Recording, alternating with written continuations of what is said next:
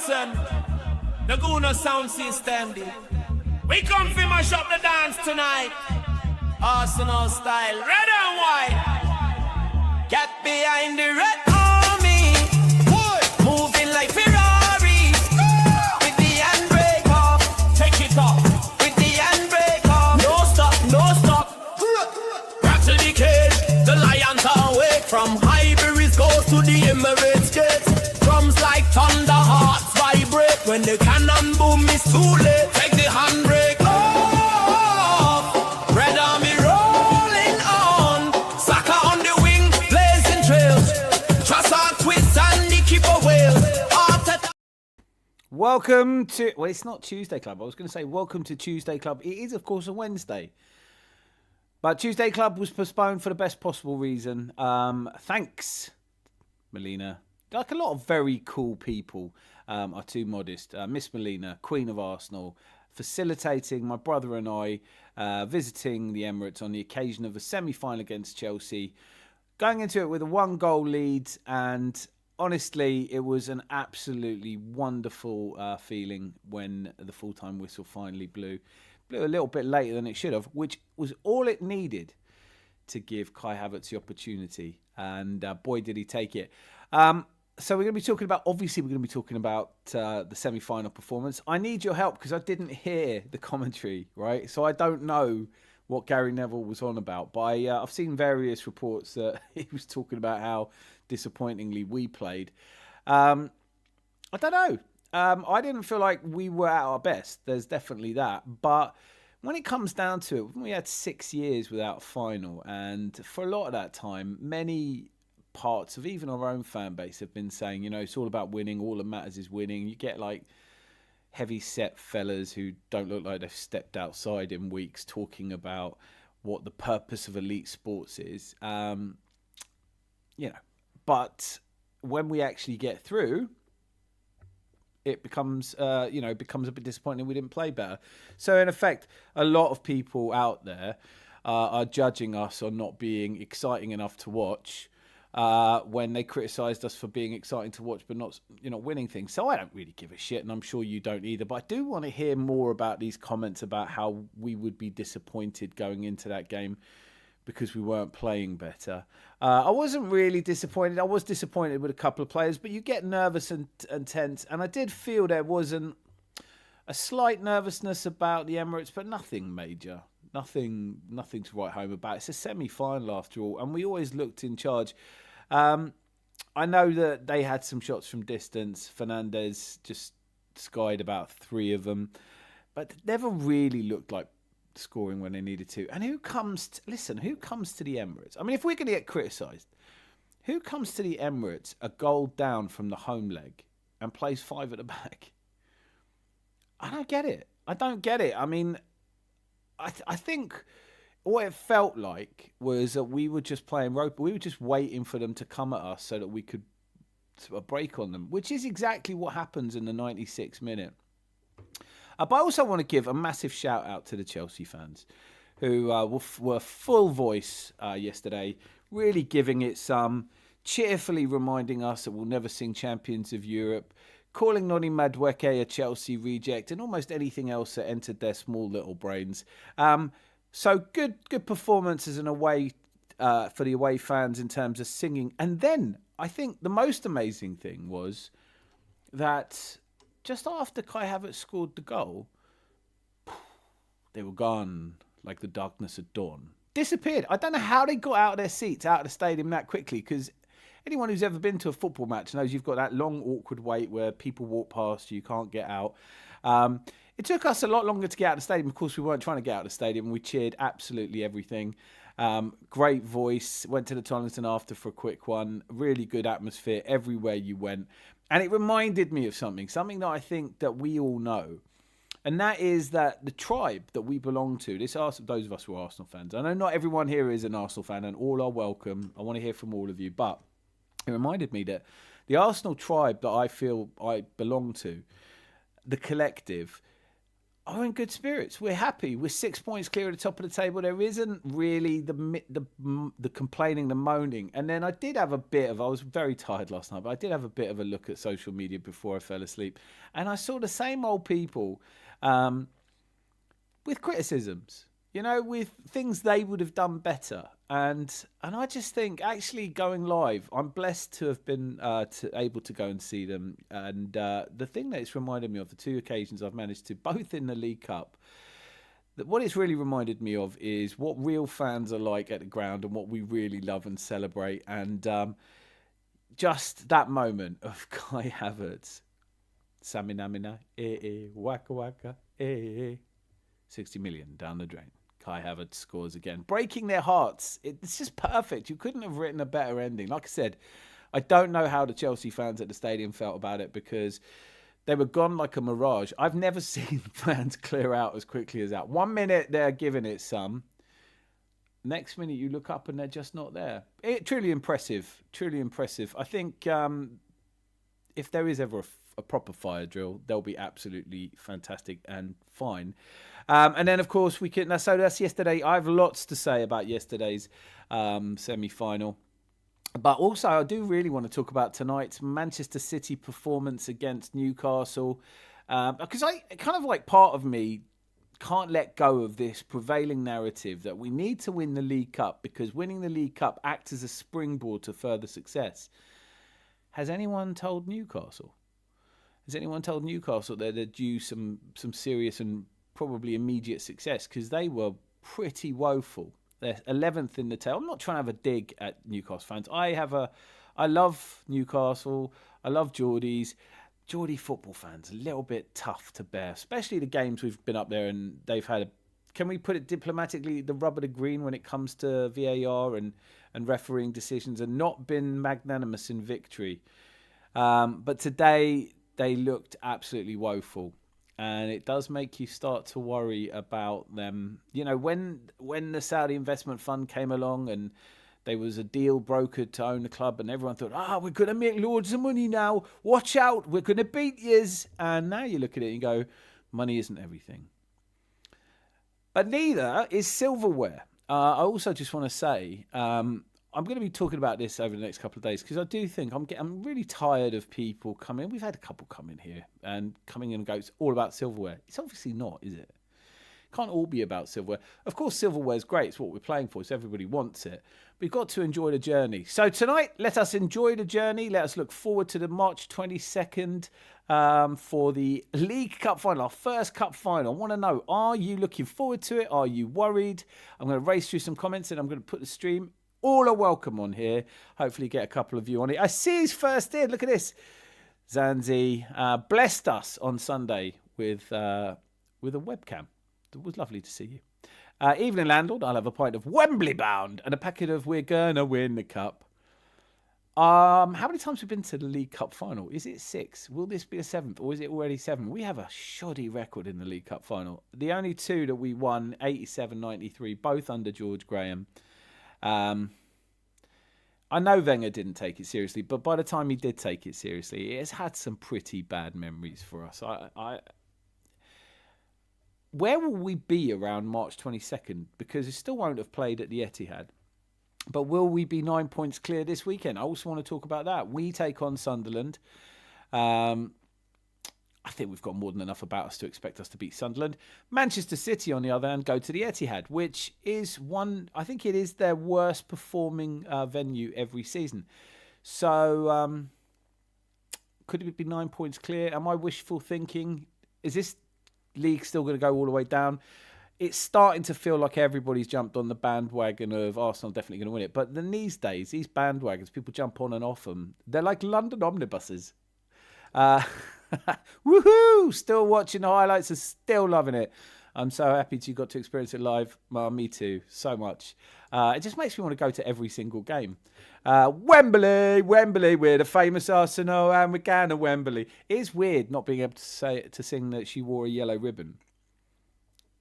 Because March, Wembley, I don't know. Hola, Landlord Zanzi, Maliha and chat. It's Mortlake, Texas. Fantastic to see you. Collis, Also fantastic to see you. Another evening all. And ditto here, young lady. Hence the kettle's not on. Miss Melina.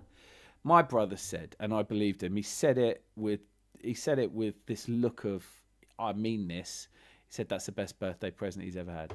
So without Miss Melina, none of this would have been possible. She's too modest to take the praise for it, but I am never going to forget. So big up all in the chat, Multi Texas Cole and the Queen of Arsenal, Miss Melina. We've got a good crowd in. Hit those likes, will you? Remind people. A lot of people will have forgotten that it's a Wednesday. Might have to do a show tomorrow as well, just in case anyone's forgotten. Did you get close enough to rip Kukakera? Do you know what?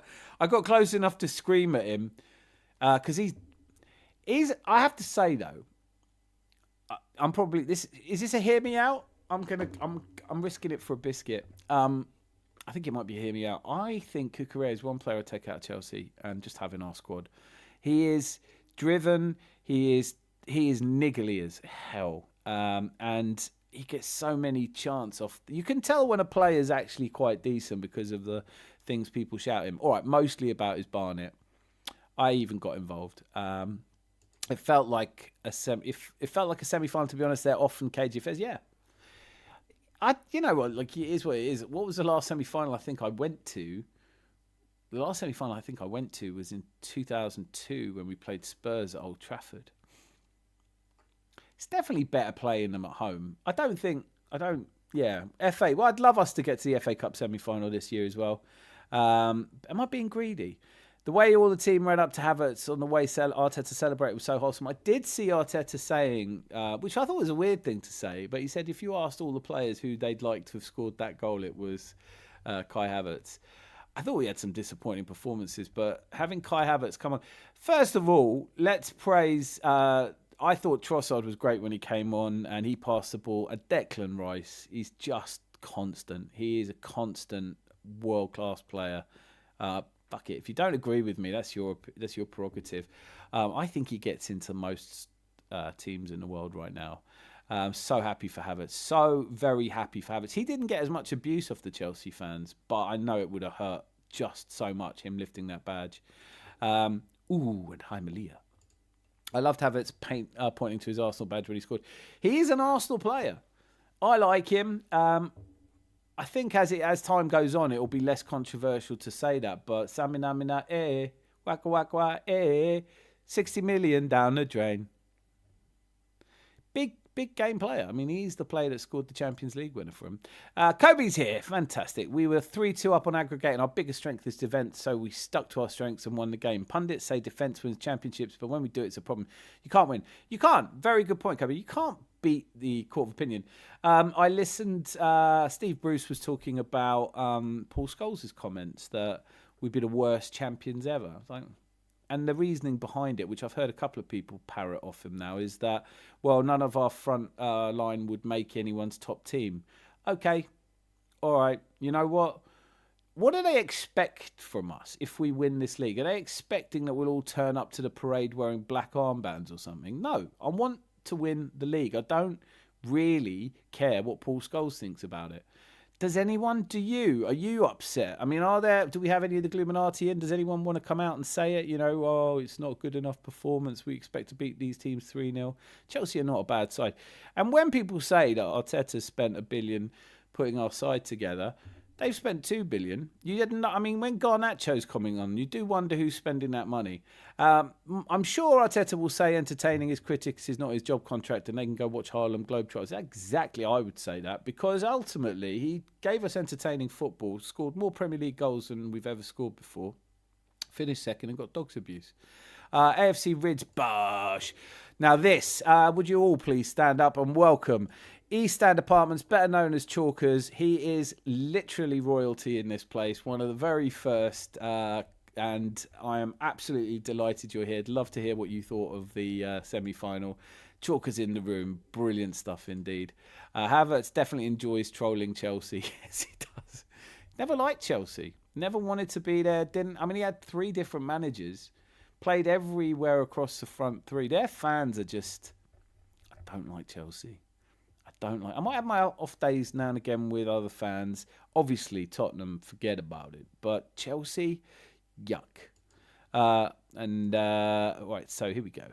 Gordon done his hamstring today. I know, I saw that. It's a shame. I mean, they are in free fall.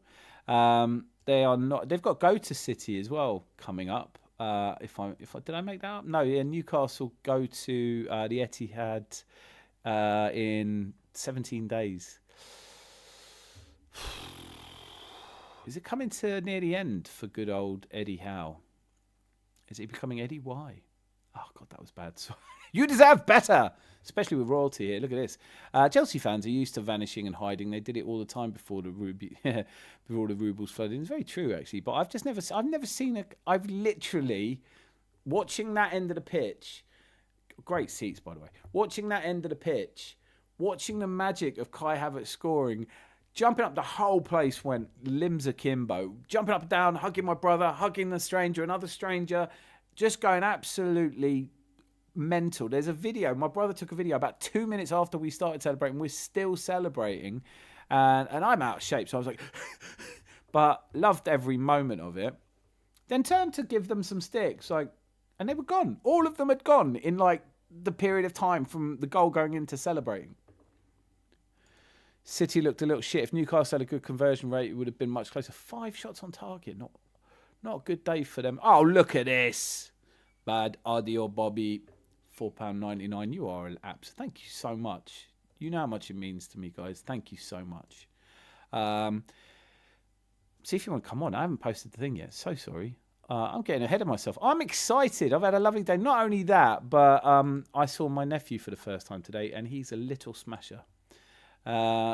Lost 68-69 before my time. Won in 87. Lost 88. Luton. Gus Caesar. Right. Yeah. So that's 2, 4, 5. So 7, isn't it? Because there's the Chelsea one. The really deeply frustrating one I don't like to talk about. The quad is still loading, says Malia. And Malia is never wrong. I did think it was funny. I showed my brother the merch, the T-shirts. And I just remember thinking, well, this might be the last day I get to show him. Quad loading. Get them now. Everyone say they're cheaper than the bedspread. An Arteta bedspread, that is. Dan, you're 24 hours and 9 minutes late. You're getting a watch and a calendar for your Christmas.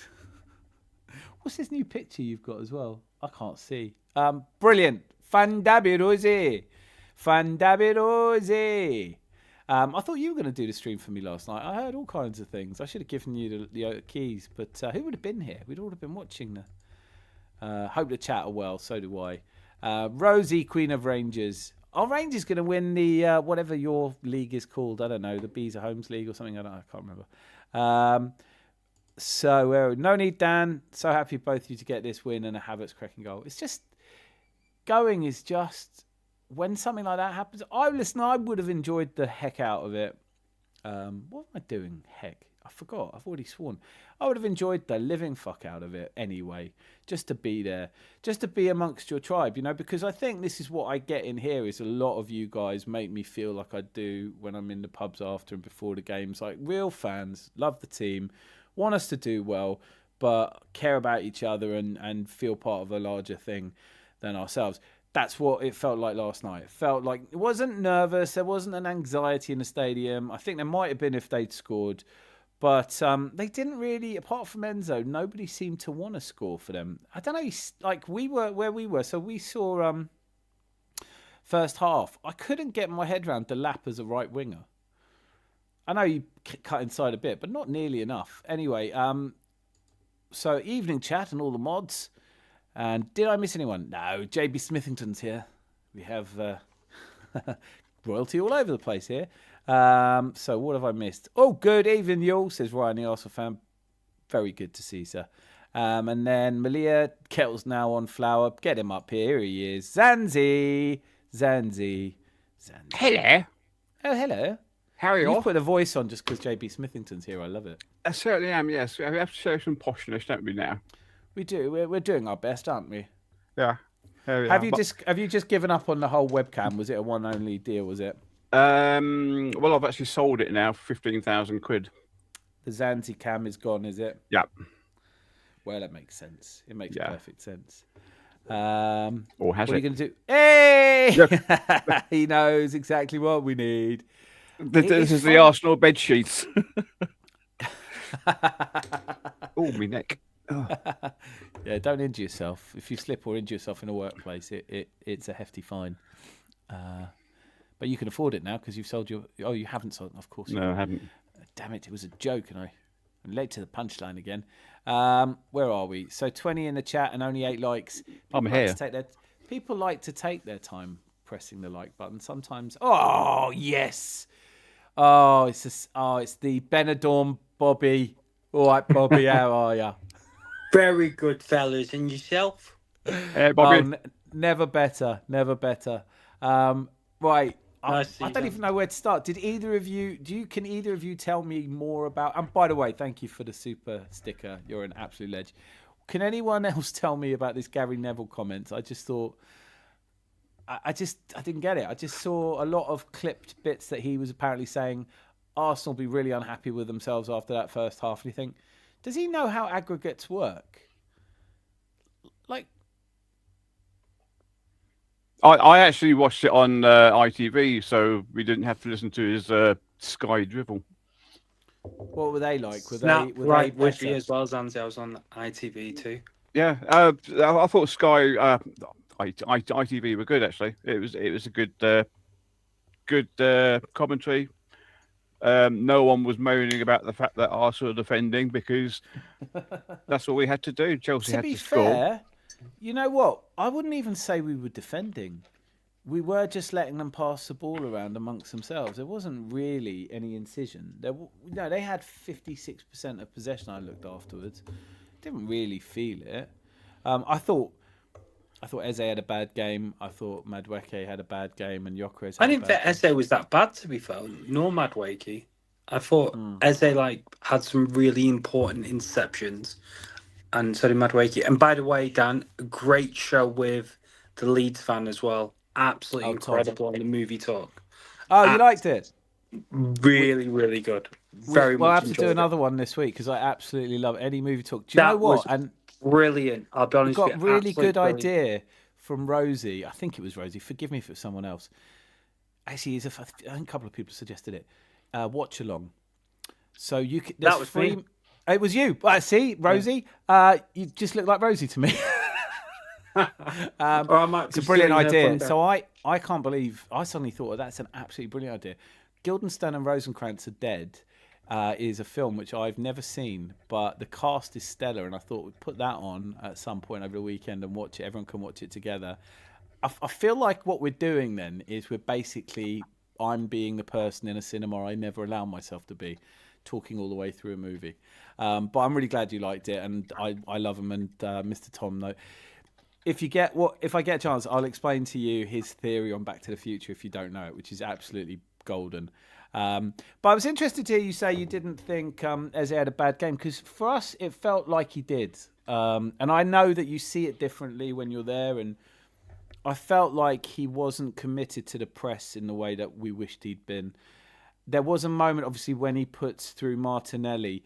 That looked, from where I was, I've seen it since. I get that it wasn't a penalty. I didn't know they had VAR. I thought it was like the quarterfinal where there was no VAR. So I was like, God, if only they'd had VAR, we'd have got a penalty from, And I didn't think the ref was up to much. But I've watched it since. When Martinelli gets brought down, the ball first, but then the trailing left leg brings him down. I think that should be a penalty, no? I'll let Santi go first.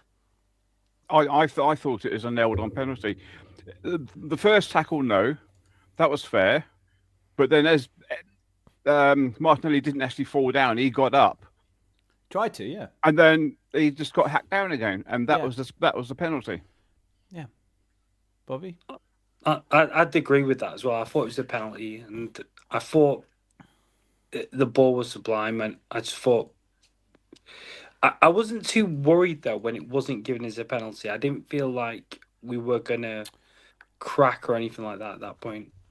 No, I agree, but it's just that I think if we get a goal there, we can all just properly relax and start. It would have been a lot more comfortable. A lot more comfortable. But then on another level, That's 2 games I've been to, both in the League Cup. One suddenly goes to penalties where we weren't expecting it to.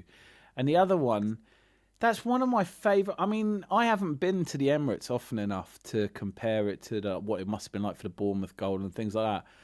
But the place went up. It erupted on that goal. And it was so much of relief, going to the final, it being Kai Havertz, silencing the Chelsea fans all at once. So in a way, I'm glad it wasn't a penalty. But I crave fairness. And I'm not always sated by the slightly poor refereeing standards that we've come to expect.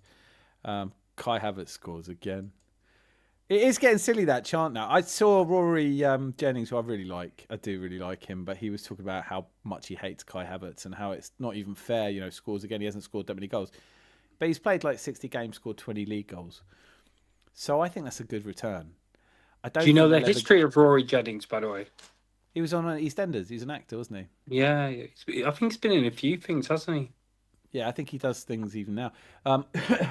He popped up for me. I'd never watched The Club, or I'd never watched the one they did with Geordie, whatever his name is. True Geordie, that's it. So I didn't know anything from that. I just liked him because, first of all, he's from Kilburn. It's like near enough my neck of the woods, and he's right. He's a Chelsea fan, but he's a Chelsea fan. He's a real Chelsea fan. He's not, I like Chelsea. They've been winning things. He's one of the obviously I don't like Chelsea fans as a rule, but it was so great watching. It's like if you beat any team, you want to go, and he was so honest about it, so eloquent about it, and just said it's like a dagger to the heart. It hurts so much more because it's Kai Havertz, because I just don't like him. And it was him that was saying that, 60 million, they're acting like he's been good value for money. I'm like, I think just beating Chelsea in the semi-finals worth a good portion of that fee.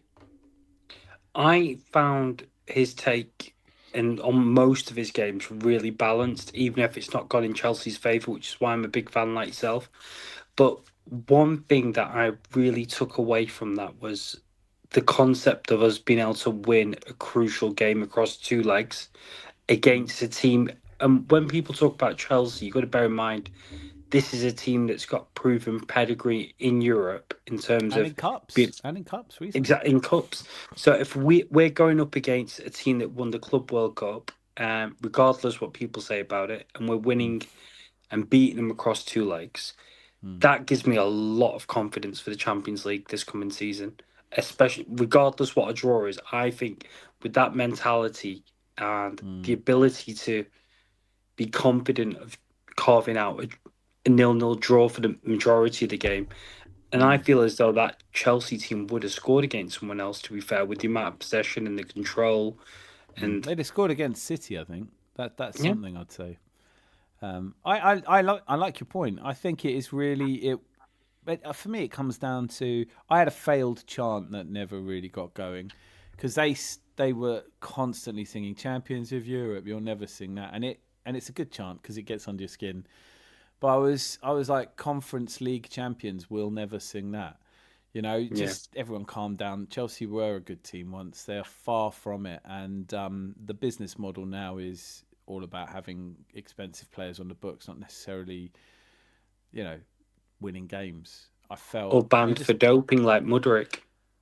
2 more years to go and he's free. That's so harsh, though, because you cannot tell me that he was taking performance-enhancing drugs. I watched him play. Do you know what I mean? Like, if that was after the performance-enhancing drugs, he must have grown a second leg because he was shit. So I'll get through these. Rude 1-star, formerly Box Fresh, is here. Great to see you. How was your experience? Oh, yeah, we all enjoyed it, didn't we? Just enjoyed it. It wasn't a good enough performance. Chelsea were robbed blind. Chelsea's cooked. Their own ownership is bad with money and transfers. Yeah, except for the fact that I look at it and go, they keep their value. They buy young and no one... Yeah, I wouldn't want to be a Chelsea fan then, even when they were doing well. The ex-Man United pundits just don't like us. Some things don't change. I mean, it is a bit... I don't mind Gary Neville, as a rule. I don't think he always... I think he was really interesting to listen to when he was talking about his own experiences of nearly bottling leagues. And I thought Steve Bruce today, when I listened to him, when he was talking about we lost that league to Leeds. and because we were doing really well in January and February, we were flying high, and then it fell apart. So we knew the next year we weren't going to do that. So experience of coming second really helped them to build a dynasty. Is this the kind of season that builds a dynasty, or are we going to be like Liverpool last year? Sandy, what do you reckon? I don't know. I mean, going back to Neville, he's good about talking about what's happened to him, but he's just no good at punditry. As for us building an empire or dynasty, slowly getting there. Just need to win something. Yeah. But then I do feel like I think we're on the same side. Where do you stand on the whole win the League Cup and it's a springboard to success? I agree with that. I think winning the League Cup is a bigger springboard for success for us because we'll have the confidence of beating Man City in a standalone game in a final, which will then push us for the Etihad and quite possibly will meet them in the Champions League. So in terms of that confidence of being able to beat Man City in one standalone game, I think will go well for moving forward. And I know, sorry for digressing here, but I think just on your comments regarding the ex-Man United pundits, Paul Scholes comes to mind many a times, and there's a bigger context to Paul Scholes I don't think a lot of people see. He gave up a lot of his commentary and punditry work because of his disabled son, which is why I think he's going for the clickbait titles now for payment, basically. And really he's kind of been honest about it. Yeah, he said because he can't do any TV work anymore, so he can only do work located around Manchester because he's a full-time carer, isn't he? So I think that's why he's gone to the Arsenal kind of clickbaity things for his podcast in Manchester. Well, okay, and I mean that it makes a lot of sense. I didn't know that about him, and obviously always good to see people have their priorities in the right place. I once played a charity poker tournament against Hale and Pace, amongst others. Hale and Pace were in it, and I love Hale and Pace, by the way. I honestly can't remember which one. The slightly slimmer one without the moustache got to the heads-up final, and I got eliminated just about fourth. He actually got up and said, "I can't play any longer. Me and my wife have to go back and look after our daughter." And it wasn't a lot of money at stake or anything, but it was enough. And he was just like, "No, I said right from the beginning if I get to this stage." And I just thought, in poker you don't see that at all, but like in life you don't see enough of that. There are priorities and there are priorities, and I think what you just described in Paul Scholes, you can't help but admire him for having his priorities in the right place. Could he not just pick on Man City for clickbait though? Do you know what I mean? Is it because there aren't enough of them? What about fans?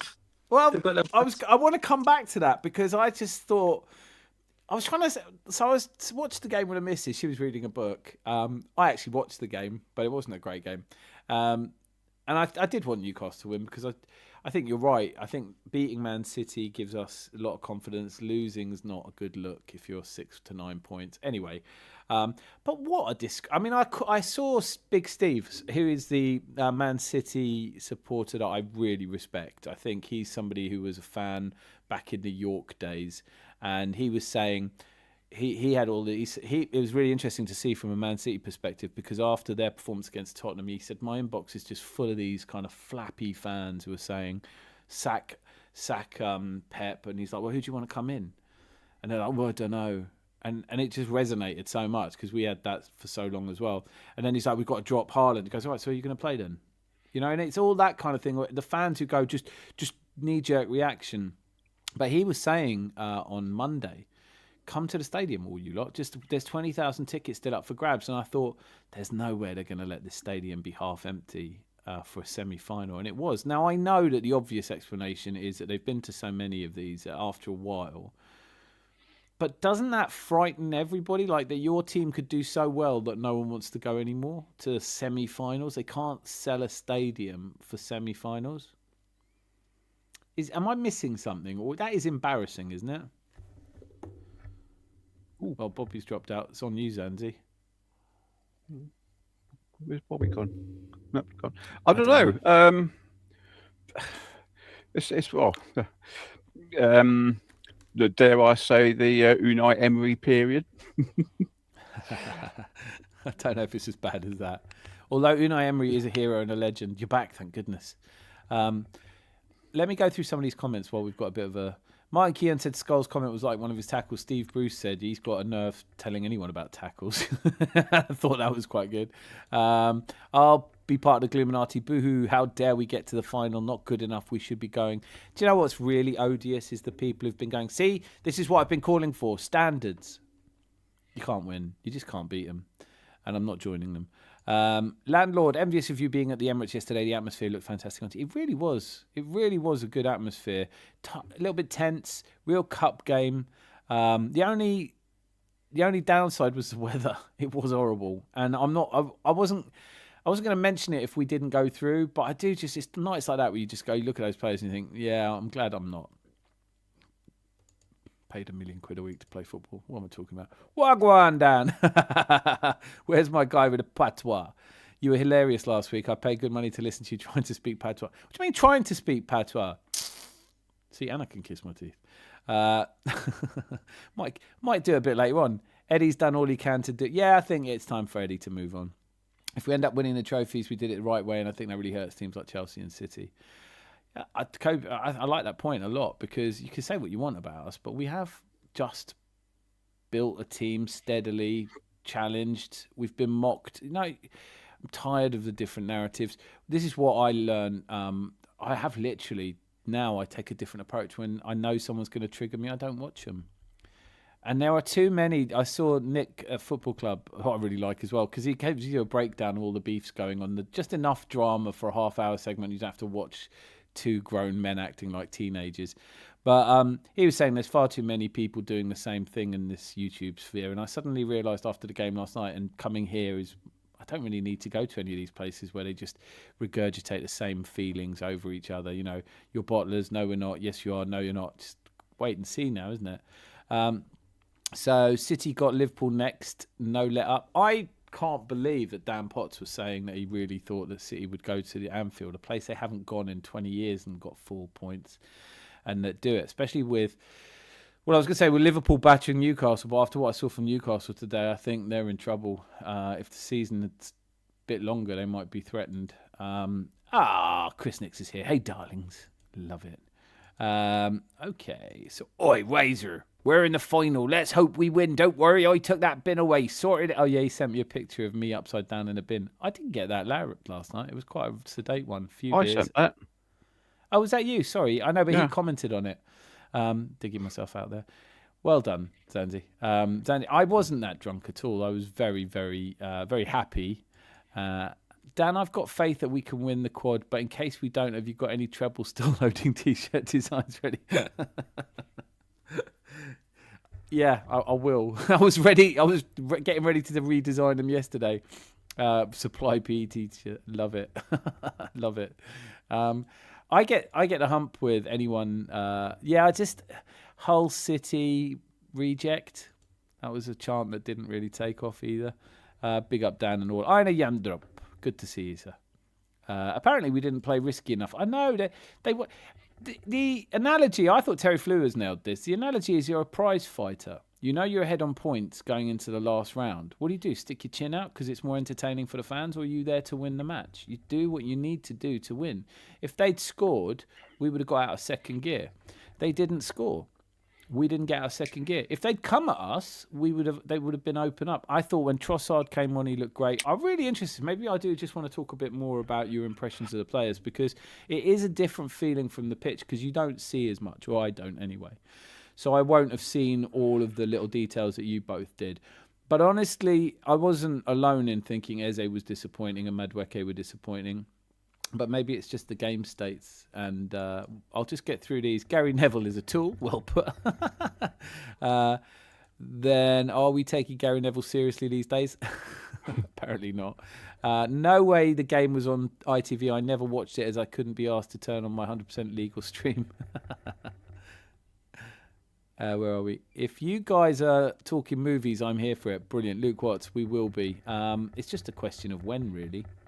We did have Carl Walsh on once as well. He's a film critic. I just love talking films, to be honest with you. Right, so I think I'm getting all the way through these quite quickly. Mr. Tom, Back to the Future theory is legendary. Eze was anonymous. He's been like that most of the season. So JB Smithington agrees with me. So we're 2-2 at the moment. They had VAR and still didn't give it. It's a penno all day. I really thought it was. I mean, not... Obviously, when you're there, you don't get to see the replay. But it looked bolted on. And then it didn't give it. And I just thought, oh, that's because there's no VAR. And when I got home and watched it again, I was like, yeah, right, he gets the ball. But it's the other leg that, like you said, Zanzi, Martinelli's on his feet. Just felt like a penalty. Arsenal, Eze, still very timid compared to Crystal Palace, Eze, but great to have him in a final against Man City, though. Yes, I think it was a pen. I only noticed the follow-through when I watched it back today.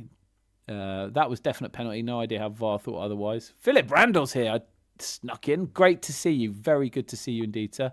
If that had happened to any other player in any other team playing against Arsenal, it would have been a nailed-on penalty, and the player would have probably been sent off as well. Are you calling it conspiracy? No, I'd never do that. Oh, that was as camp as I've ever seen you. That was worth the camera alone. We've lost Bobby, hopefully, just temporarily. If you want to see me camp. Camp as a row of tents. Philip Randall do you remember Rory's take on Haaland before he played his first game? Yeah, I mean, he made his reputation on it. Basically, it should have ended his punditry career, but he was so certain. I never understand how anyone is so certain, but he was so certain Haaland was going to be a flop.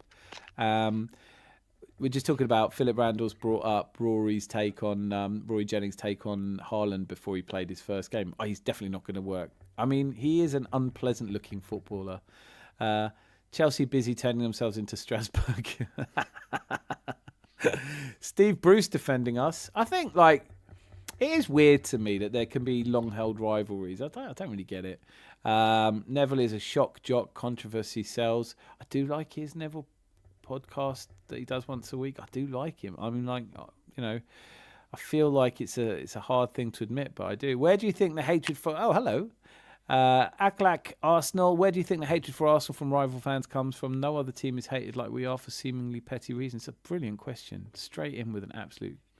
Shall we... I don't think there's many more people to rattle through. Oh, Mr. Tom's here. He sensed the film talk. Let me just get through these comments. As an outsider, Spurs and Man United are more hated than Arsenal. Interesting. I want to come back to that. Millennials and Gen Z hate Arsenal most. Others, it's Man United, yeah. Hale and Pace, classic comedians. Classic human being. And I don't know which one it is, but I'd know if you showed me a picture. It's poor from City fans. Does it show most of them are internet glory hunters? Yeah, I was going to say that. Is it because most of them live so far away they can't make it to a match? Man like boss man, innit, fam? What you saying? Arsenal winning the cup. Fact. Spitting facts again. I don't wish to disparage Paul Scholes or his son, but now as a man who's earning between 50,000 and 80,000 a week for many years, end up looking for clickbait. Oh, that's a good point. That is a good point. I did read that. I think my audio's playing up now, so just give me a wave if it is. But we can hear you. It's not great, but we can hear you. Just on that, I think it's all context as well, because he went through, not to go into too much like a Paul Scholes defender here, but he went through quite a harsh divorce as well. So he went through, and his son's like 22, so it's quite severe learning disability. So I'm not saying he's broke and he's on the equivalent of universal credit or anything like that, but I'm just saying it's a means to a revenue stream for him. And I've listened into his podcast quite a few times. I think it's hilarious, to be honest, with him, Paddy and Nicky Butt, even though Nicky Butt and Paul Scholes are the most unlikeliest people to watch. That's what Steve Bruce was saying. He said he never said anything for years, and now he's come out and he started talking. Obviously, you've given some background into that, but it's when you hear people say, "Oh, Kenny Dalglish is really funny, Alan Shearer is really funny." You go, "Okay, well, don't keep it a secret. Do you know, if you're funny, be funny." I don't know. I do want to come back to this. I do find it. I think it's a fair point, isn't it? I mean, he's not broke. But does he? But the thing is, does he have to be broke to want to earn a living? No. You misunderstand me. It doesn't have to be broke to earn a living. But let me put it to you this way: if you said Dan, you could do the Adams Arms professionally and make a really good living, comfortable living, but you've got to say things just to aggravate people.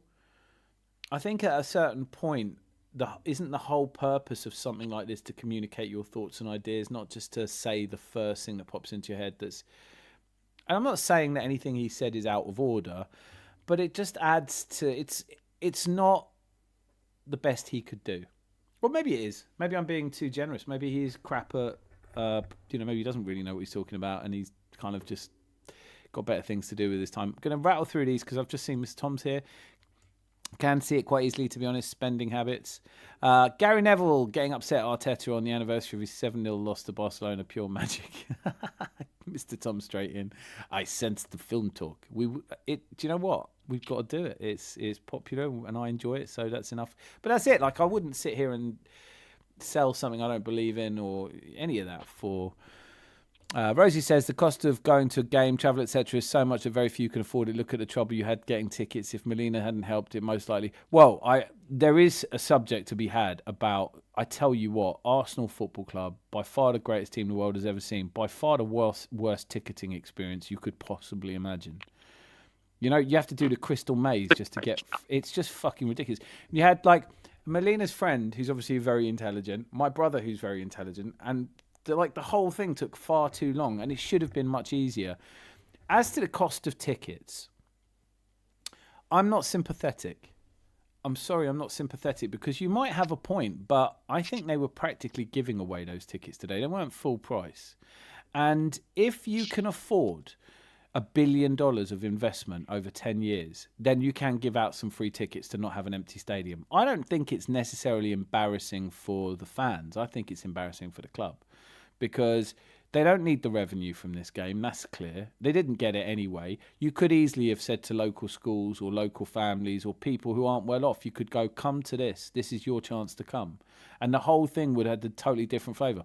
Watching the semi-final just reeks of arrogance. It looks like they don't care about a semi. You don't know how long these periods are going to last. I think fans like Big Steve, who were there at York, they deserved all the success they got when an oil-rich country decided they wanted to own a football club. I love that they had that experience. I'm glad for them. But all the people like Hamza who I see on YouTube channels who jump on and talk about it's not good enough, our standards this and our standards that, and you just think you wouldn't have heard of Man City 20 years ago. So everyone can calm down. But an empty stadium for a semi-final is embarrassing. Mr. Tom Talks Wrestling. Hello, Rosie. We need at least an hour to do justice to talking movies. I think we went over that. I think we did 3 or 4 hours. I couldn't believe Mr. Tom stayed up. I'm just so grateful. I think it was last Friday, wasn't it? Hello, says Gary. Haaland has. Hi, Gary. He does have Ivan Drogo vibes. He really does. I kill. DWT, the original Homer. Say donuts. Dan, you will never get through all of the comments. Well,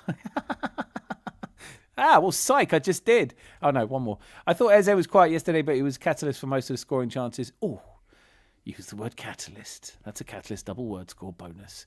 Arteta has made it clear in his... Oh, Chris Antonio, fantastic. Has made it clear in his interviews he wants to make space for him in the team. Seems like the 10 position, regardless if you agree or disagree. Yeah, I think Odegaard. I'm glad Odegaard... I don't buy that he's injured or ill. I think it's just a face-saving tool to drop him and give him a bit of time. Maybe go to Dubai on his own. My favourite part of the Back to the Future theory is how upset Sam Greenwood gets the more credence people give to it. I know, I think we'll get some T-shirts made. I agree totally about the tickets and ticket pricing. Absolutely. It is a oh, look at this. Did I not see this? Oh my God, I'm so sorry. Jay the Short Man, you absolute legend. Thank you so much. Super chat. It doesn't, you know what, you guys being here is the most important part of it all. But those things mean a lot as well. He plays better than Eze. K. Simon. Are we talking about Odegaard, or who plays better than? I totally agree with the ticket prices. Lucky Singh, hope you're well. Did Lucky Singh? Oh, there he is. Lucky Singh's here.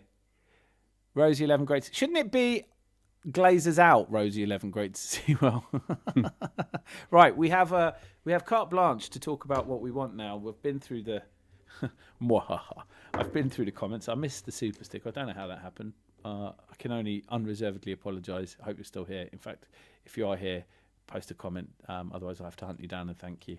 And that sounded more sinister than I intended it to. So, what are we talking about? We're talking about what is... Oh, there he is. Thank God for that. Good, sir. I would like to talk a little bit more about your experiences of watching Eze and who you thought played well and who you thought didn't, because you do get a better view of it than I would have had for a lot of the instances. Obviously, loved our seats, loved them, but my eyesight and wherever you are, if you're at sort of ground level, you're not going to get as good a view of it. So I thought Kepa didn't really have a lot to do. Can we all agree he had a decent game? I thought his distribution was very good as well. I thought he timed it really well. His kicks were very well targeted. He timed them really well. I think he was very composed. I thought he had a very good game, yeah. I think he only had one save, didn't he, to make? He did make a really good save from Fernandez, wasn't it? Enzo? Yeah. Enzo had It's weird, actually, because he seemed to jump past the ball, and as he's going that way, yeah, he has to stick he his does. hand He up sort of that way. punches it, doesn't Yeah. he? Yeah. It was great. We had a great view of that. But that's the zone that we let them shoot from. I think that is the Arteta way. It's like, look, if they're going to shoot from there, 1 in 10, 1 in 15's going in, and we can live with that. Just don't let them in the box. And I don't think we did, really. The only time during the game I was worried is when they had that direct free kick just outside the box towards the end, and Palmer was lining it up, and I thought, oh shit, there we go. When you look at the cost of the talent they bring on and the talent they had on the pitch, Fernandez and Caicedo, Palmer. I mean, there's £500 million worth of players in about 5 of their players, and you just didn't see the money. It's not spent wisely. I didn't think Sanchez did anything particularly wrong. He got rounded by a striker. I think that's going to happen 9 out of 10 times. I think he saved one as well. But overall, their striker is João Pedro. I think he looks decent. I'm not sure he's the class that you need at the top. But where have they spent that money? Because you just Garnacho comes on and you're like, oh, thank God. Esteval, who I thought was in Brazil, was confidently telling everyone in the pub beforehand, oh, don't worry, he's in Brazil. And then he came on and it's like, maybe not in Brazil. But he's obviously not at his best at the moment. He's supposed to be in Brazil for a family crisis, aren't they? Yeah, I'd never know. It's always... What's that? Bobby? Bereavement leave. Bereavement. Well, that's the only thing that would really allow you. No, most jobs, you can't just go, I've got a family situation. I know you're paying me. It's Lee picked. He might have picked up on it as well. As soon as Esteval came on, he goes, how rare is that you and Timber gave him a hug as he came on? And like a compassion. Dick said he won't be doing that. That makes perfect sense now. Of course. It was such a pair of donuts. Because me and my brother were like, why is he hugging Esteval? They've never played together, have they? I have to say, my favourite moment, because I watched... You know how you like to put yourself... Or I like to put myself in the centre of the universe and all things revolve around me.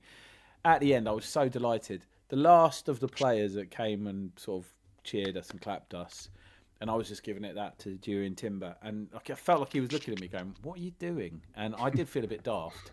But then afterwards, when he was saying, these fans deserve it, I was like, he's talking about me there. Like, he's saying basically the guy who was doing this, the middle-aged man with the gut that was doing this. Because it's not easy for me to do that. It's, it's like a press-up. I've out of breath already now. The only families you'll see at football in the future will be families that did a once-in-a-lifetime trip. It'll be like a theme park experience eventually. That is sad. That is really sad. Especially in a world where there's so much money from, I think it would be nice to see something done on that. Or just to, I think it would be great PR anyway if clubs just had a couple of games a season where they go, it's practically free, Although the way they do ticketing, God help us all. I don't even think they could give away free tickets. I feel like How much is a beer, by the way?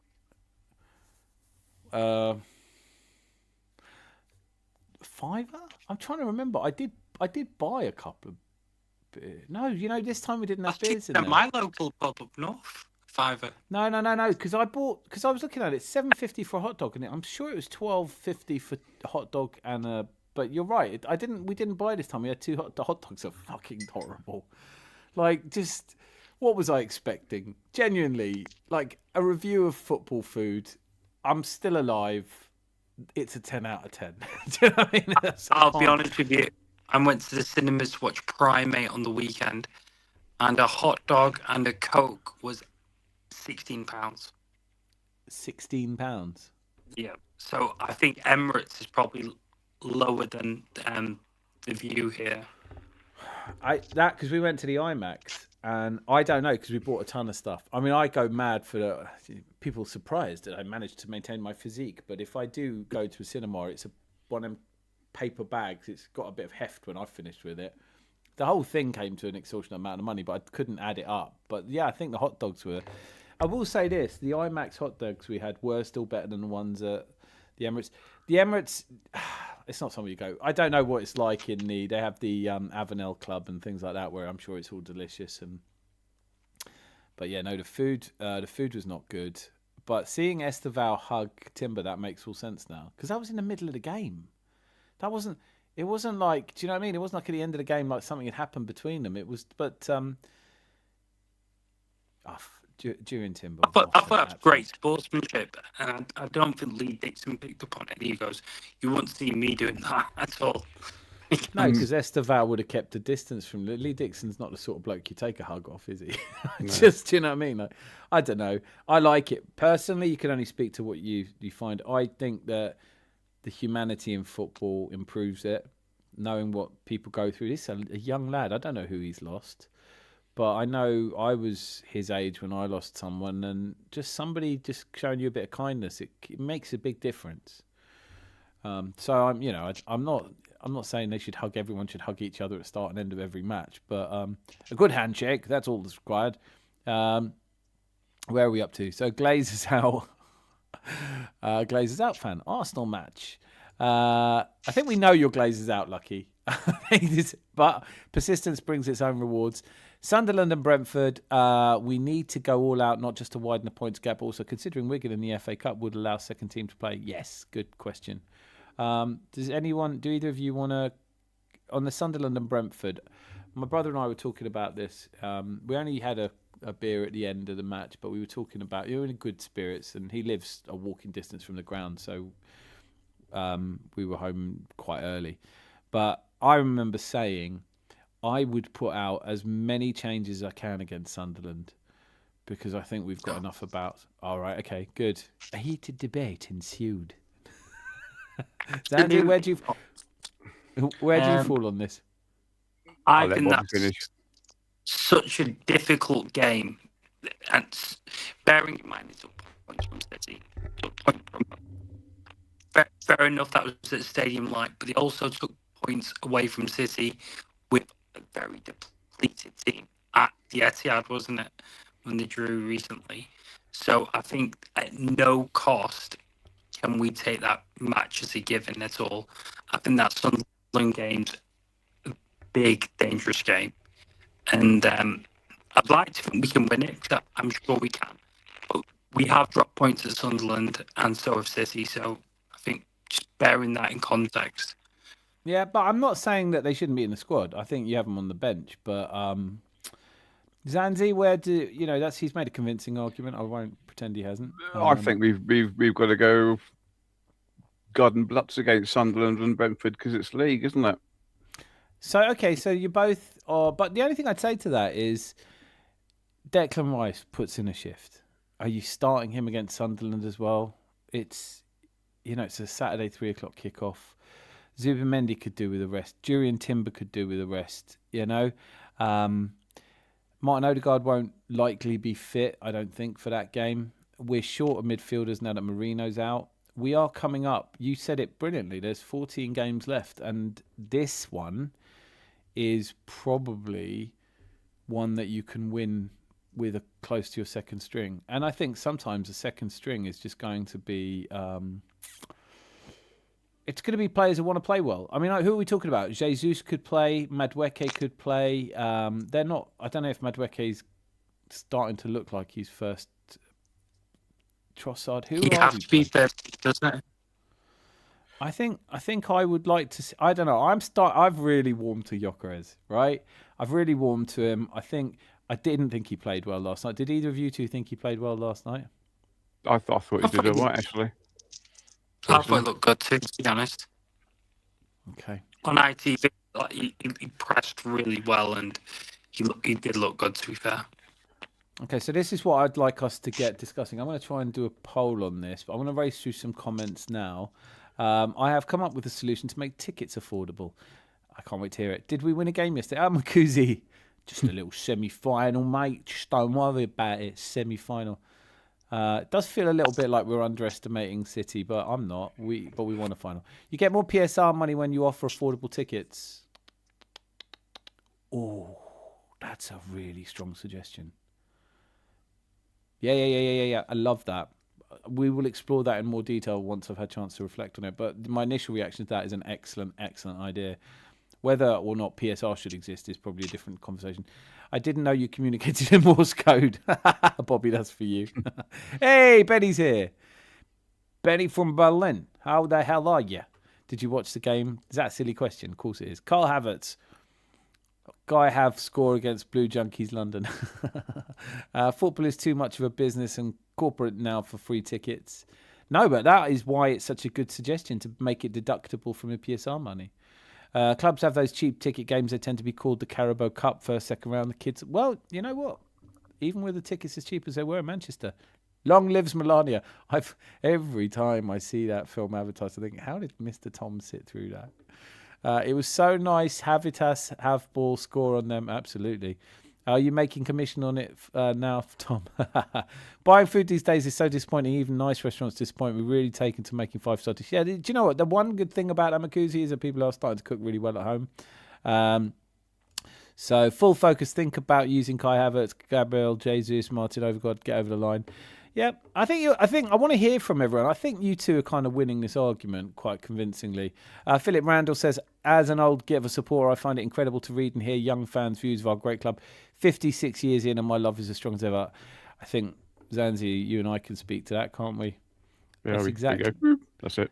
That's exactly the thing. I don't understand. But I don't think that's what I mean. When you come to places like this, you meet people who are just passionate, do love the club. They are sensible. They are circumspect. You can have a debate without it getting personal.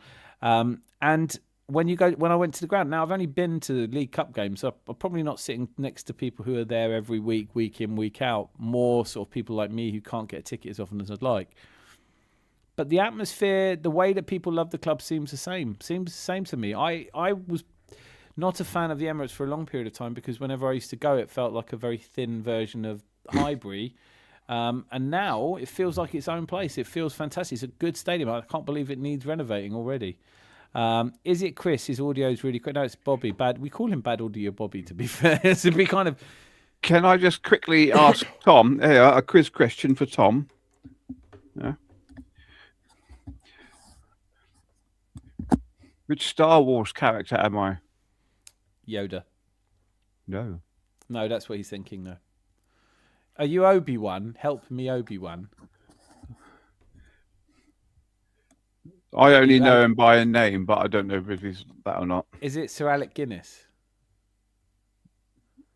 Not Alec if it Guinness. Was Sir Alec. Yeah, the legendary. Oh my God.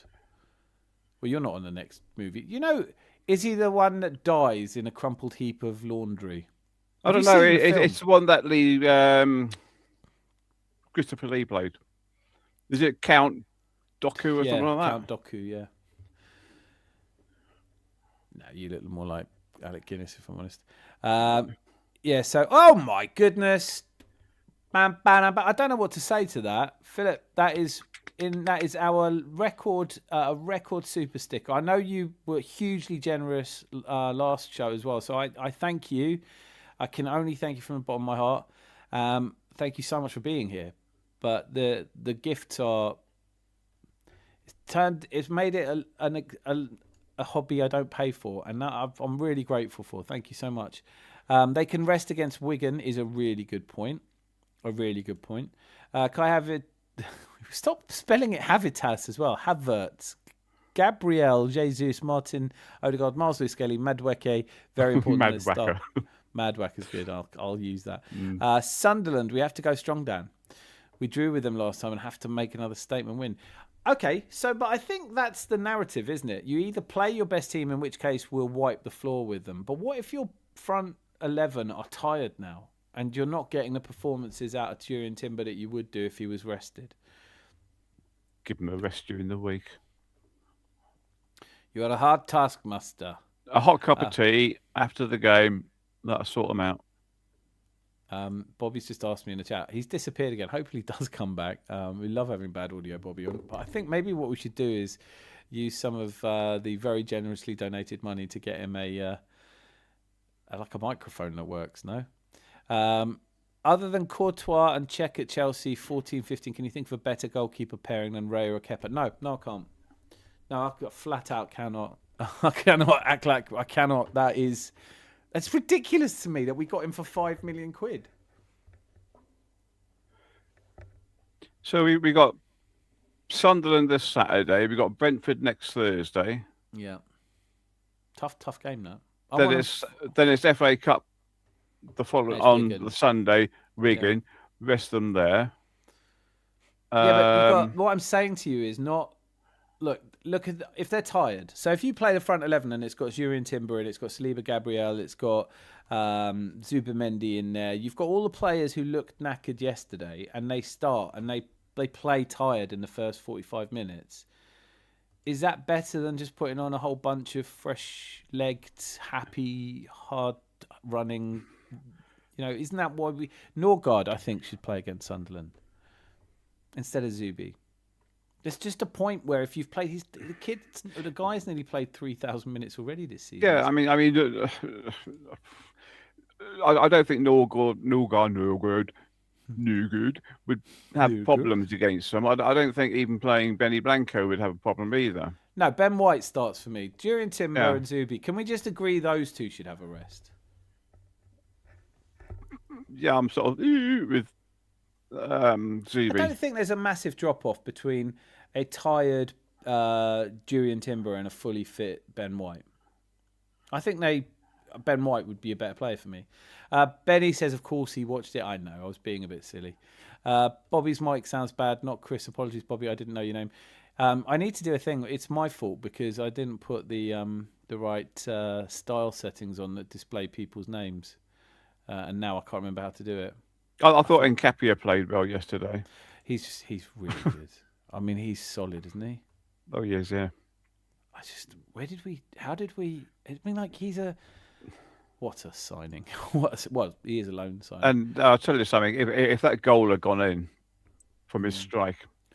Yeah, I couldn't believe it was him. I know. I couldn't believe it was him because I was like, oh, wow. And then you look again, you go, oh, my God, that's Nkapia. How annoying that it bounced off Gabriel and went out, though. Oh, I was cursing him for that. Yeah, that was. It's just one of those things. I think he just came to him. It's just one of those things. I think he put his hand up to trap it. No, he put his foot up to trap it. And just that reminds off. me, though. There should have been another penalty. There's a handball. Should have been against. Oh God, what's his name? Their centre, their defender. The tall, skinny black one, isn't it? Who's the one? Let me have a quick look. I'll tell you in a second because he got a hug off Timber as well. I think Timber was in just very huggy mood yesterday. Yeah,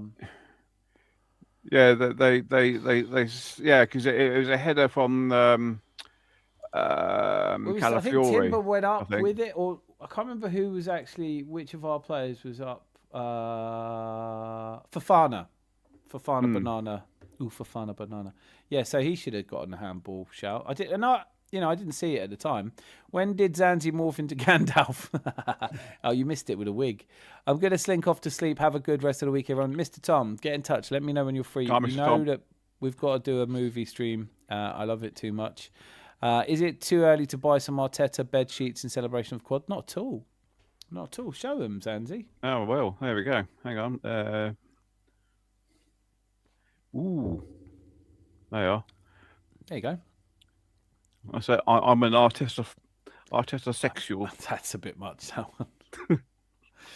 I don't know if the missus would let me have that one. No. Unless I graffitied over it, and Dominic. Okay. That's it. I belong to the missus. Yeah, that's it. Obi-Wan Kenobi was the guest, but Mr. Tomotato, you are Obi-Wan Kenobi, ? So I read that wrong. Law San Teka. I don't know that one. That's Count Doku. Okay. Any news on the Odegaard injury? Fantastic question. Andy, good to see you. I don't know. I think I heard he was ill. Boy Tendio arrives. There's no gloom. No, sir. No, there isn't. Quad loading. What's that? Love your background. Quad loading. Yes, quad loading is here. Yep.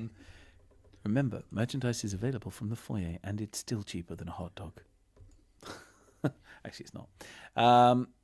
It's cheaper than a bed strip. Cheaper than the bedspread. Right, so great to see you, Boy Tendio. Legend in these parts. Spent 2 very happy years in Sunderland in the early 80s. Still hope we stuff them on Saturday. I do love the North East. There's something really lovable about it. And I've always liked Geordie fans. Even when we beat them in a cup final, they were good value, and we were drinking with them afterwards, because you can't get home to Newcastle after a cup final if you're having a few drinks. But hope we absolutely. They don't need the points anyway. It's funny. I used to work with Sunderland and Newcastle fans, and even though there's this huge rivalry between them, the team that they didn't really like was Middlesbrough. They used to call it a smog town. Well, I mean, it is a bit of a.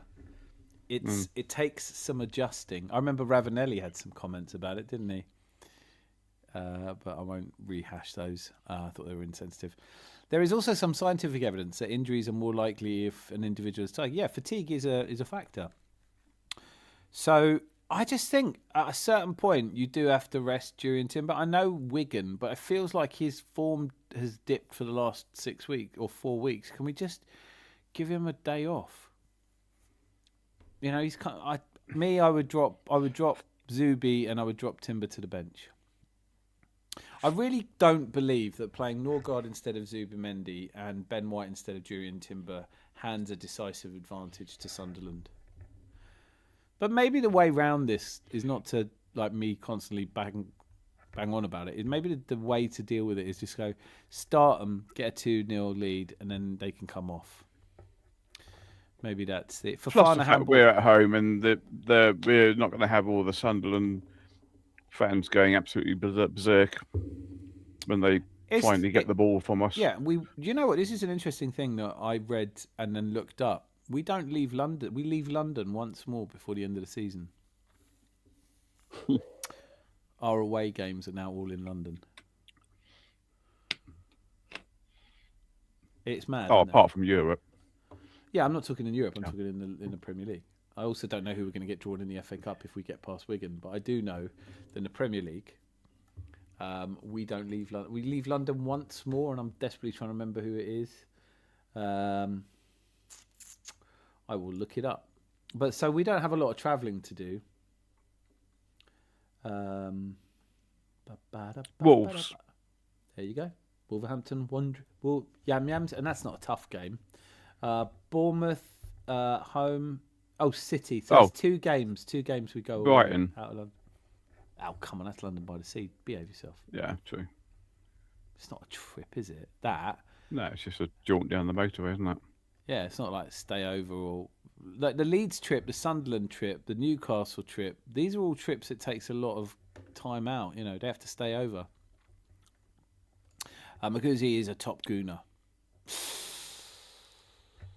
Ooh, that phrase has become a little bit edgy.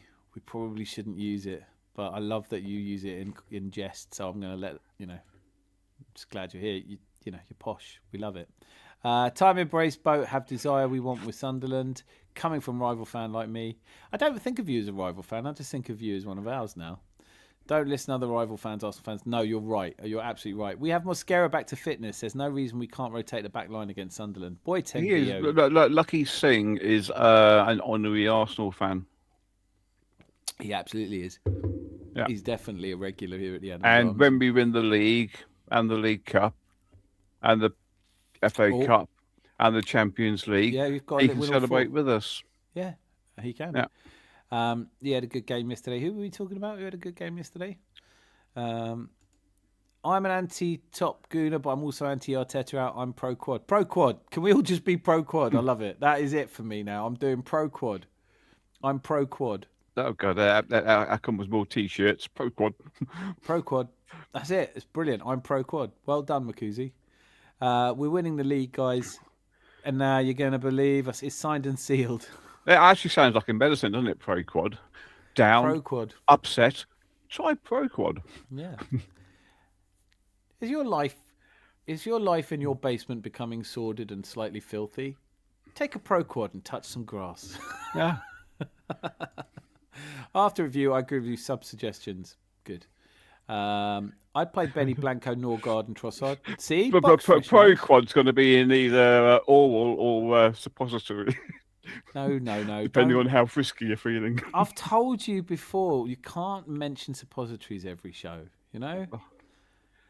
I'm sick of having to tell you. You do realise that, you know these survival programs and you're really thirsty, the best way to get water into your system is fresh water up your backside because you'll actually absorb the water a lot quicker that way. Yeah, no, you know, it may surprise you to know, I do know this. But I don't know where this ties in with who we're playing on. I mean, no, Pro Quad is not an enema, okay? You can want it to be. You can No, not an enema. No? An enema of the state. How fucking dare someone just encroach on my turf? I am the toppest gooner. I love it. There's a war now to see who's the most top gooner. You'd have to give it to Boy Tendio. He has been, do you know what? Like a beacon of calm, good fandom. Like in all of this. Like every time I sing, because he was talking about quad loading months ago, and now it's starting. Now they're starting. We're in a final now. I knew the next comment was going to come out. No top or bottom gooners. Yeah, she's right. Rosie's in charge. He's been talking about... why does Rosie have a brown bear lying on its back with its leg up in the air? Know what Rosie has because my eyes will not. I'm gonna have to pop you all on the bigger screen. Yeah, it's a brown bear, or it could be a brown black bear. Let's have a look. I've lost it now. Well, that wasn't a good idea. I've lost all the chat. Wait there. Bring it back. There we go. I'll have a look later. Or it could be a brown bear doing yoga, thinking about it. Let's just so it could be yoga bear. Let's just see what she says. No top or bottom gooners. What's it saying here? That's yoga bear. Oh, yeah, it's a bear. Yeah, it's a bear doing touching its toes. Yeah. Wish I could do that. Where are we? Zor. I've gone right up and down my own estimations here. I've been talking, but you can call me arsehole. JB Smithington. This ain't free. This is a Tuesday club. Well, that's how I drink water. Luke Watts. That's my favourite comment. There you go. That's how I drink water. Now in patois, so we can hear Dan try to repeat it. What do you mean try? Stop saying try. I speak patois. As you know by now, sorry to keep saying it, I'm not a youngster, but still hold the FA Cup in high esteem. Already got my Wigan ticket. Brilliant. Yep. Yeah, I mean, the FA Cup is our cup. It's our trophy. We own that. I've never, ever... I don't think anyone's ever... All managers take the FA Cup really seriously. I hope that never changes. The FA Cup's really important, but too many games all round now. That's the problem. And also, look, the FA Cup, for those of us who are a little bit grey in the beard, we would remember that the FA Cup used to be, when I was very young, it was the only game you ever saw, really. You saw Match of the Day and you saw the FA Cup final. You didn't see, or at least I didn't see it. We didn't see a lot of games outside of those. FA Cup, Saturday at 3:00. Everyone used to watch it. Ah, Well, it's weird now that they've changed the time of it. They did a 5 o'clock one. It used to be like wake up at 9, watch all the teams travelling down the motorway. Oh, what was it? Chaz FA and Cup David- opportunity. Not opportunity knocks. It was the. Knockout. It's a knockout. No, It's a yeah, knockout. Yeah. That was a brilliant program. That should come back when they had all the different European teams. They should do that. They should do that for like all of this FA Cup. Who did I hear talking about this? He was saying he was asked a question of Vinnie Jones of all people, and they said should the because I remember obviously the North London semi-final at Wembley made a lot of sense because we played them in the semi-final in 2002. We had to go all the way to Old Trafford for that.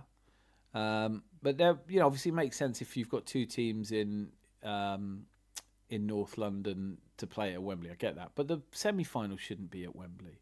No. It should be the final only. But it's making a comeback. Well, why did we go to Villa Park? Why did we go all the way to Old Trafford? I saw the semi-final where we went to Villa Park against Wolves, which was a bit cheeky because obviously that's not really a trip for Wolverhampton Wanderers, is it? No. I thought you were going to say the Man City game, no, Man United one. Gigs. Oh that God, that was it? I think. I watched that on telly. I wasn't. Oh God, I had a manager at the time who was a Man United fan. That was hell. That was hell. But I mean, it was such a great. I mean, it's a game you'll never forget. That sideways pass from Patrick Vieira. Who you can't blame great players, but they all do it. Oh, the penalty missed by Thingy as well. Huh? The penalty missed by Bergkamp. Denis. I watched Begonia the other night. Great acting and awesome synopsis. Begonia. That's getting. I don't know that. That's getting in there. But we might get Mr. Tom because he goes to all these films in a cinema. He goes to cinema all the time. It's brilliant to have conversations. I think we got some of those in the garden. Begonias. I would have thought so. People dem mir die toppest guna in the lands. That's how I'm doing patois tonight. Why don't younger fans feel the same about the world's oldest cup competition? Is it purely fun? It's a good question. Do you know what I honestly think it is? I think that we owe it to young fans to create an environment that's more like the fan environment we grew up in and not so much like the toxic bullying playground bollocks that you get elsewhere. I think that kind of ranting, shouting, there's a lot of this, I hate. Like, we can say you hate a team, but I think when it comes to it, I think that young people are sort of guided. Everything's Europe. Everything's, you want to champions of Europe. I don't know, but I think it's been 6 years since we won it. But I think I'd like to think that young people learn about football from older people. There's a brilliant book I read years ago where he was talking about the rise of hooliganism in the late 70s, early 80s. Had a lot to do with an older generation not going to the football as much. So when you get groups of young men just around groups of young men, they tend to overreact and they tend to do the stupidest things you can imagine. Whereas when you put a couple of older heads in there, they tend to behave themselves. It's certainly been my experience. I think what we can do is just keep speaking about it with the love that we do. It would be great if they stopped messing around with it. I think, just have, like we remember it, Saturday afternoon, 3:00 kickoff, everything stops for the FA Cup. Broadcast it on the terrestrial, mind you, these days, broadcast it on YouTube. I'll do it. I'll pay for it. But, I think hopefully our relationship to it as older fans will inspire the younger fans. But then at the same time, I don't know if they don't love it. It's just a stupid time to put it on as well at 5:00. It's not right. It's not a right time. It's bloody tea time, isn't it, really? Yeah, you got your Gladiators on BBC One you want to watch. You have your fish fingers and mashed potato, and you just, it's time for, No, I'd like to see it given pride of place. I'm not saying any of this in patois. How dare them bomberclot ya steal me thunder and put the label pun anyone? You're the only... You're quad loading, mate. Doesn't get any better than that. If that beard comment was directed at me, Dan, thank you. No, it wasn't. I'm sure it wasn't. We're on for a quad. How could anyone be negative right now? Oh wait, just go and see. I do it to myself. It's my own fault, but I increasingly less. I get very much less wound up by the people. One in particular that was saying, "See, these are the standards I wanted." It's like, no one gives a shit what you wanted. What you mean is you've been nasty about the club you're supposed to love and the people who support it, and all because you sold your soul because you want to see some flashy silverware so you can feel like you've achieved something. And now that we're close to getting it, you're the worst kind of arsehole because you go, yeah, so I've helped because I've been ridiculously negative consistently, even when things were good, and I've been vitriolic to anyone else who tried to enjoy themselves. So I deserve a place at the bus. I'd put them under the bus. They brought back It's a Knockout with Frank Bruno doing the laughing in the background. It didn't work. No one beat Stuart Hall. Yes, Stuart's slightly tarnished reputation there from the man himself. Oh, it's Stuart Hall. I mean, yeah, he's brilliant. And was just on Frontier, wasn't he? Because they Stuart Hall and was it Eddie, someone or other. And Stuart Hall was just laughing all the time, especially with the Italians and stuff like that. Yeah, it's the Italians I remember. And I can't think why, because it is Italians. The French were there, the Italians, but it's the Italians falling. It's just someone laughing. And the missus showed me a video from Instagram today where it was a guy dressed not dissimilarly to one of those, trying to hurdle. She said, before I show you this, it is really juvenile, but it was a guy in a costume accidentally landing with his legs at either side of this metal railing, dressed as like a pink teardrop or something. And it was just... These things are inherently funny. Have you ever seen any of the videos of the mascots in America doing stupid stuff? And stuff? Yeah, I've seen some of those, yeah. It all feels a bit staged. It's a Knockout. They were definitely trying to do well. That's what's funny about it, right? Then they're carrying buckets of water and then they fall over and it's like, But it was Stuart Hall's laughter that sold that. Yeah. I don't think it works with Frank Bruno. But I can laugh. Put me in the frame. I'll do it. I think need close of Haaland, Savino and Marmouche for final. We're in prime seats to start the final act of the quad movie. Absolutely. Nothing's going to stop us. Wigan. I can't see Wigan getting in our way. It's funny how quickly this seesaw has swung again, though. Now everyone's talking about Arsenal are definitely going to win the league. And now they're going to believe us. It starts with 1. Right, great comments on the FA Cup, Dan, but I still remember doing my Charlie George. Oh my God, yeah. Well, it's before my time, but even when you're recreating, when you were playing football in the park, everyone always wanted to be Charlie George. Anytime you scored a goal from more than, in those days, the balls we were kicking around, sometimes there were those ones that catch a breeze and fly off into the... But anytime I remember we had this kind of mock cup final at school. I must have been at 9 years old. I remember preparing for it all weekend by only drinking milk and going on runs and stuff, And I caught this ball. It was one of those plastic lightweight ones, and it flew all over the place and went in top corner. And even I did the Charlie George. It's like any time you scored, it was a Charlie George. I don't know if Philip Randall was here when we were talking about having a statue of Charlie George, but it'd be someone just lying down and everyone would be tripping over it all the time. Yeah, I love the idea. And I also love the idea of trying to work out which of the current crop would get a statue. Who's going to be Saka, Declan Rice, Jurriën Timber, Saliba, Gabriel? Let's have a statue of all of them. If they do the quad... Raya. Yeah, if they... Listen... Quad. If the quad happens, and sorry to sound like it might not, Boy Tendio, I know that you're adamant, but say something terrible happens, some unforeseen eventuality like us not beating City in the final or something that seems preposterous, I know, but if the quad happens, I want statues of all of them. We've got space. There's not a lot else going on down there. More negative than a global blood donor. If we win the quad, we owe it all to Lee Gunner. I'd have a statue of him as well. What did Stuart Hall do? He was the commentator on a show called It's a Knockout, which the Royals were part of when we had a royal family that weren't fucking Loopy. Embarrassing. I think Mr. Smithington is wanting to know what he did. Oh, what he did do. to yes. Well, he very much in line with what some of the royals do. Would that make them not royals anymore? Wearing, but Mr. Hall not good. Yeah, that's a very good way of putting Eddie it. Waring, that is it. Newcastle were dreadful today, but I also wasn't impressed with City at all. We've got this. Come on, you Gunners. Yeah, I don't know if Liverpool are going to find Man City too tough to beat on Sunday. Sunday at 4:30.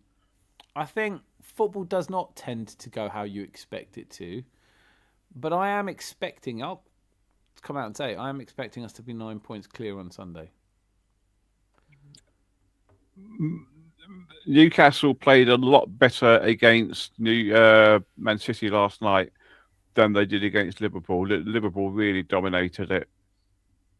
Say that, but I thought the first 20, 30 minutes of that Liverpool game, they did look really good. Yeah, but they had two shots on target. Yeah, I know, but they weren't. I didn't feel like they were being dominated or outplayed. I didn't see Liverpool scoring 4 goals when Gordon put Newcastle ahead. But what do I know? But I do think that Liverpool will be strong enough to beat this City side based on the if you allow this Newcastle side to have 5 shots on your goal, right? And how some of those goals didn't go in, I will never know. Because I needed one more goal to go in to win a bet. Not a big one, but So I do think that Liverpool at home against City, I think the most I'd expect City to get is a point. If they get more than a point, this could be a bit stressy because if they don't have that many tough fixtures after that. After they play Liverpool, they've got Fulham, then they play Newcastle at home, which, let's face it, after tonight doesn't seem like a big stretch. Leeds away, I doubt they'll play as well as we did, but I expect they could still get 3 points. And then Chelsea away is their last really big game until we play them, and then the last game of the season they play Villa, which is perfect. But Makuzi and Shane Guna, that guy is absolutely shameless. He's saying that him, Lee Gunn, etc., give the team stick because they want the team to do well. Get the fuck out of here. Ban them from the Emirates. I don't think either of them ever go to the Emirates, but yeah, I just really dislike. I think I dislike the latter of those two more because he's so childlike and so vindictive and so nasty about people all day, and he does a show every morning, which I just think is tragic.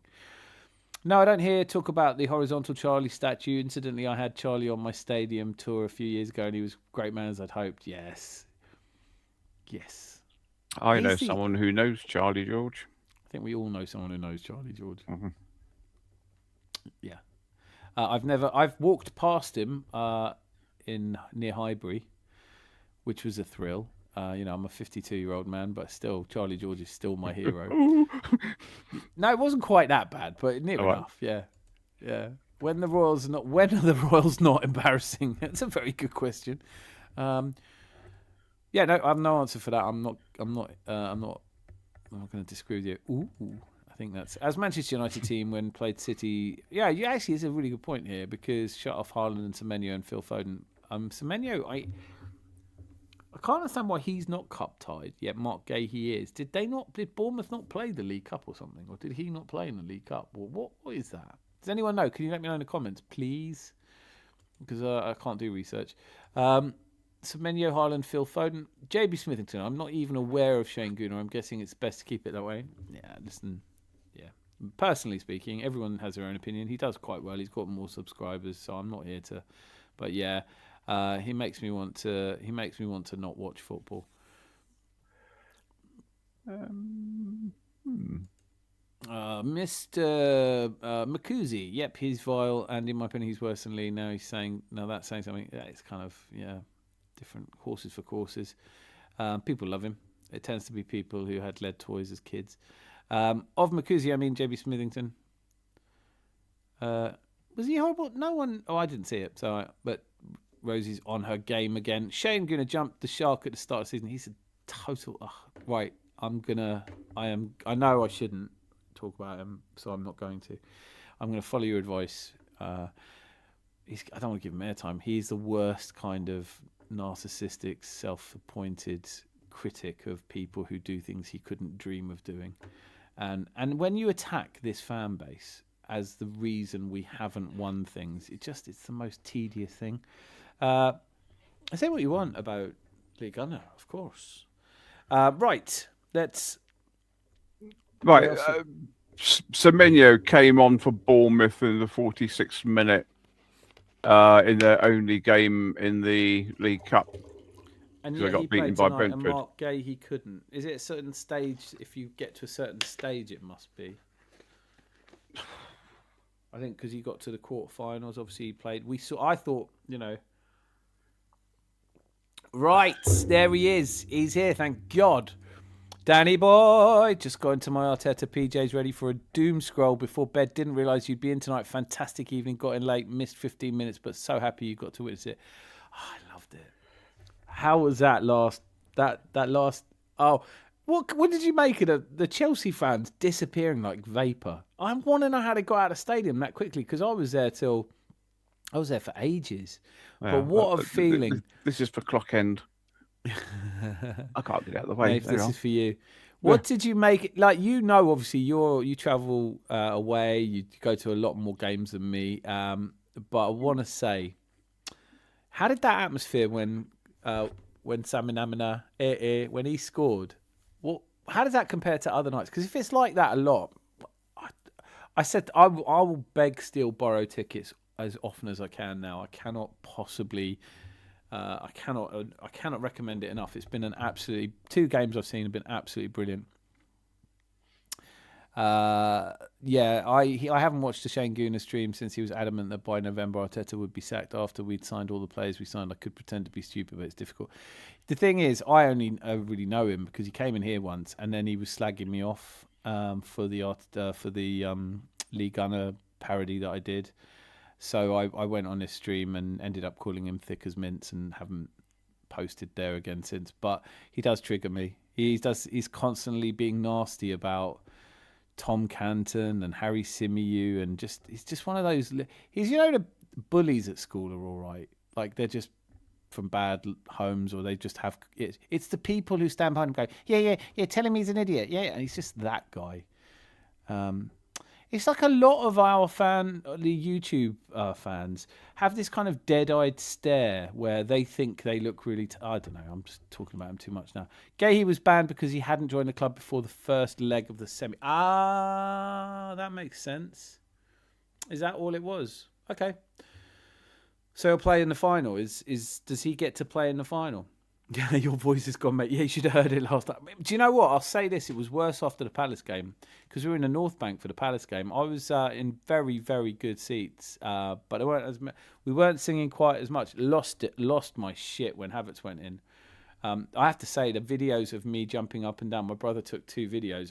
I'm not posting them. It just makes me look like an absolute loon. You got to post them then. I'm doing a good enough job of looking like an absolute loon. Sorry for the second leg. Yeah, no, that's right. That makes sense. Come on, Sans. Kyle Havertz, I enjoyed dump on Cole Palmer. Yeah, Cole Palmer's not the player he was, is it? Dio missed you. Yes. Waka waka. Eh. Poison dwarfs. Yes, Luke. I agree with you. Limbs for Kai's guy. It was mental. It took me back to the good old days. It took me back. I swear it took me back to the terraces, the North Bank of old, where if a seriously important goal went in, everyone just hugged everyone. This was me getting hugged by people, who'd up until a couple of minutes before had been sedately sitting in their seat, and there was a lot of sitting, I have to say. There was a lot of sitting down there. But what a result. To get to a match and have that drama at the end. Beautiful. How are your fingernails? No, I wasn't biting my fingernails because they didn't. I think if they'd scored, penalties would have been unbearable. But because they never really looked like score. I mean, there was one that I can't remember which of their players, but again, it was from a huddle in a corner. Couldn't really see what happened, and the ball went, and it looked like it had gone in, and it hadn't. it had just gone off. Oh, from a corner. Yeah, I think it was from a corner. Yeah, Yeah, There's a it was bundle at the far post. one of their lads tried to do a fancy And he was too back wide heel or something like that. Yeah, I think I remember that as a moment where we were like, shit. And obviously, we were sat right behind Enzo Fernandez. Well, we were in the middle, but we saw as he lined up the shot that Kepa saved at least the two of those we saw. But I wasn't. Fingernails weren't. It was just that kind of hate Chelsea. I use the term hate as in football hate. I don't really visit harm upon anyone or wish any harm upon anyone. But when it comes to football fans that get under your skin, Chelsea, for all of the years they didn't, because all they had to show for their efforts was a Zenith Data Systems trophy. And we used to sing "You won the league in black and white" at them. And we used to get under their skin. I know they hate us more than they'd ever let on.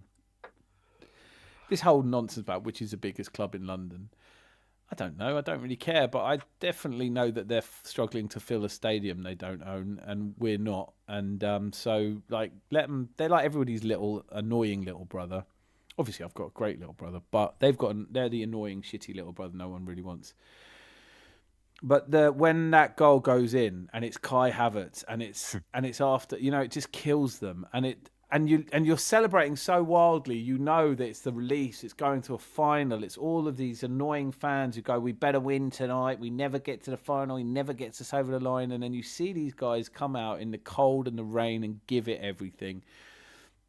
And, more importantly, look like a team that's just comfortably in charge of the World Club Champions. All of this balanced together made it just this epic release. And I obviously wasn't at the Bournemouth game, but I wish I had been. There's so many games over the last 3 or 4 years. I wish I'd been there. I wish I'd been there for Tottenham this season, Bayern this season, Atletico Madrid this season. Not Man United as much, but that would have been an epic game to see live as well. But it was just limbs akimbo. It was absolutely brilliant. So, no, he's ineligible to play in the final. That's a bit good news, isn't it? Who is? We're talking about Mark Gahey. All right. Well, it makes sense because, like Philip Randall saying, he signed too late for the first leg. So, poor old Pep with his limited budget and his. I've also studiously avoided listening to Pep Guardiola's opinion on Palestine as well, just because I think we should all kind of stay in our lane with that one a little bit. But yeah. What's he got to do with Palestine? No, he was just talking about it, and obviously he uses his airtime instead of. It doesn't like talking football, so I suppose it's this. You've seen the Arsenal. They'd gone, but I turned round. There's in my brother's video. There's me going to chant at them, and there's a moment where I go, "Where the fuck are they? How did they get out of the stadium this quickly?" They were there a second ago, giving it. I watched John Terry watch it on telly, and that was quite a lot of fun. Because it is that knowing that the Chelsea fans, come on, we've got one last chance. We could have one last chance, and then a brawl, Trossard, Rice, and I don't know which. Actually, I couldn't tell you who their last defender was, but it touches their last defender before it gets. It's a great pass from Declan Rice. It reminded me of the time that Martinelli couldn't find Saka, but this ball gets to Kai Havertz. He's got Martinelli. I thought, there's no way he's passing to him. Goes round Sanchez, scores an absolute peach. The place erupts. 2 minutes of cheering, hugging everyone nearby, and just generally releasing all that pent-up frustration. Turn to goad the Chelsea fans, and they have disappeared. So they disappeared in 2 minutes, all of them. I thought Martinelli did a brilliant run for that Kai Havertz goal because Sancho didn't know whether he's going to pass or go around him. Yeah. And there's a moment, which I don't know if this is... I'm kind of... just my impression. I can't tell you what Martinelli's thinking. But there was almost a point where it felt like he was going, don't pass to me. But I don't think Kai Havertz was ever going to pass to him. No. I think he just wanted that moment, and that's what I loved about it. Because I loved it for Kai Havertz, for Chelsea, for getting to a final. Pointing at his badge. Huh? Kissing the badge. You're pointing at the badge. Mm. Sorry. Yeah, absolutely. I didn't see that until I saw it on the telly, but it was down to our right, I just wanted to run on the pitch and hug him. I was like, you can't know how great it feels for us. You can only know how great it feels for you. And I'm sure it's great, but it's not as great. I was shouting team defence like Wall, Declan, Bracking, Say Madwaka. Defence brilliant, Gabriel Jesus. Does Gyökeres score that? No. Am I being harsh, Sandy? I'll read it out. Does Gyökeres score that goal the killer Kinkai scored yesterday? I think not. I don't think he would have had controlled it firstly. And even if he did, not sure he would have rounded the keeper. I think... just before I open the floor to you and give you... the only thing I want to say on this is the only reason I don't think he would have scored it is because I think he's under a bit of pressure at the moment, and I think the moment might have got to him. I think playing at Sporting, he was probably scoring about 10 of these a season. Zanzi, what do you think? I think he would have either A, passed it to Martinelli, or B, catch Sancho completely off guard and trap the ball in from 25 yards away. I'm glad it was Kai. That's all I'm saying. I'm glad it was Kai. Block G? I can't remember. It was on my brother's phone. Right in line with the centre circle in the west. 8 rows up. Oh, fucking brilliant. So that was on the same side as the dugout on the other side of it? Opposite side of the dugout. All right. Mm-hmm. Yeah. So you had the camera facing you then? Or most of the TV cameras would have been facing that way. I never saw a camera, and nothing ever really happens that close. But I did think when they came over to say to clap us and to wave at us and stuff, I thought maybe when I was doing this, I was the only one in the crowd doing this to Jurriën Timber. But I love him. Maybe Timber looked up and thought, I think that bloke's going to puke in a minute. He did look. He looked knackered, and he looked up and he didn't smile or anything, and he did have that kind of quizzical look of what is that bloke doing. But if you're watching, Jurriën, what I was doing is I was doing the "We're Not Worthy" scene from what's that film? Wayne's World. Yeah. Evening, young lady. Passion, got to take that. Hopefully, Sunderland. Absolutely. Where's the Arteta haters tonight? Funny, that, isn't it? Oh yeah, where's Mob Boss?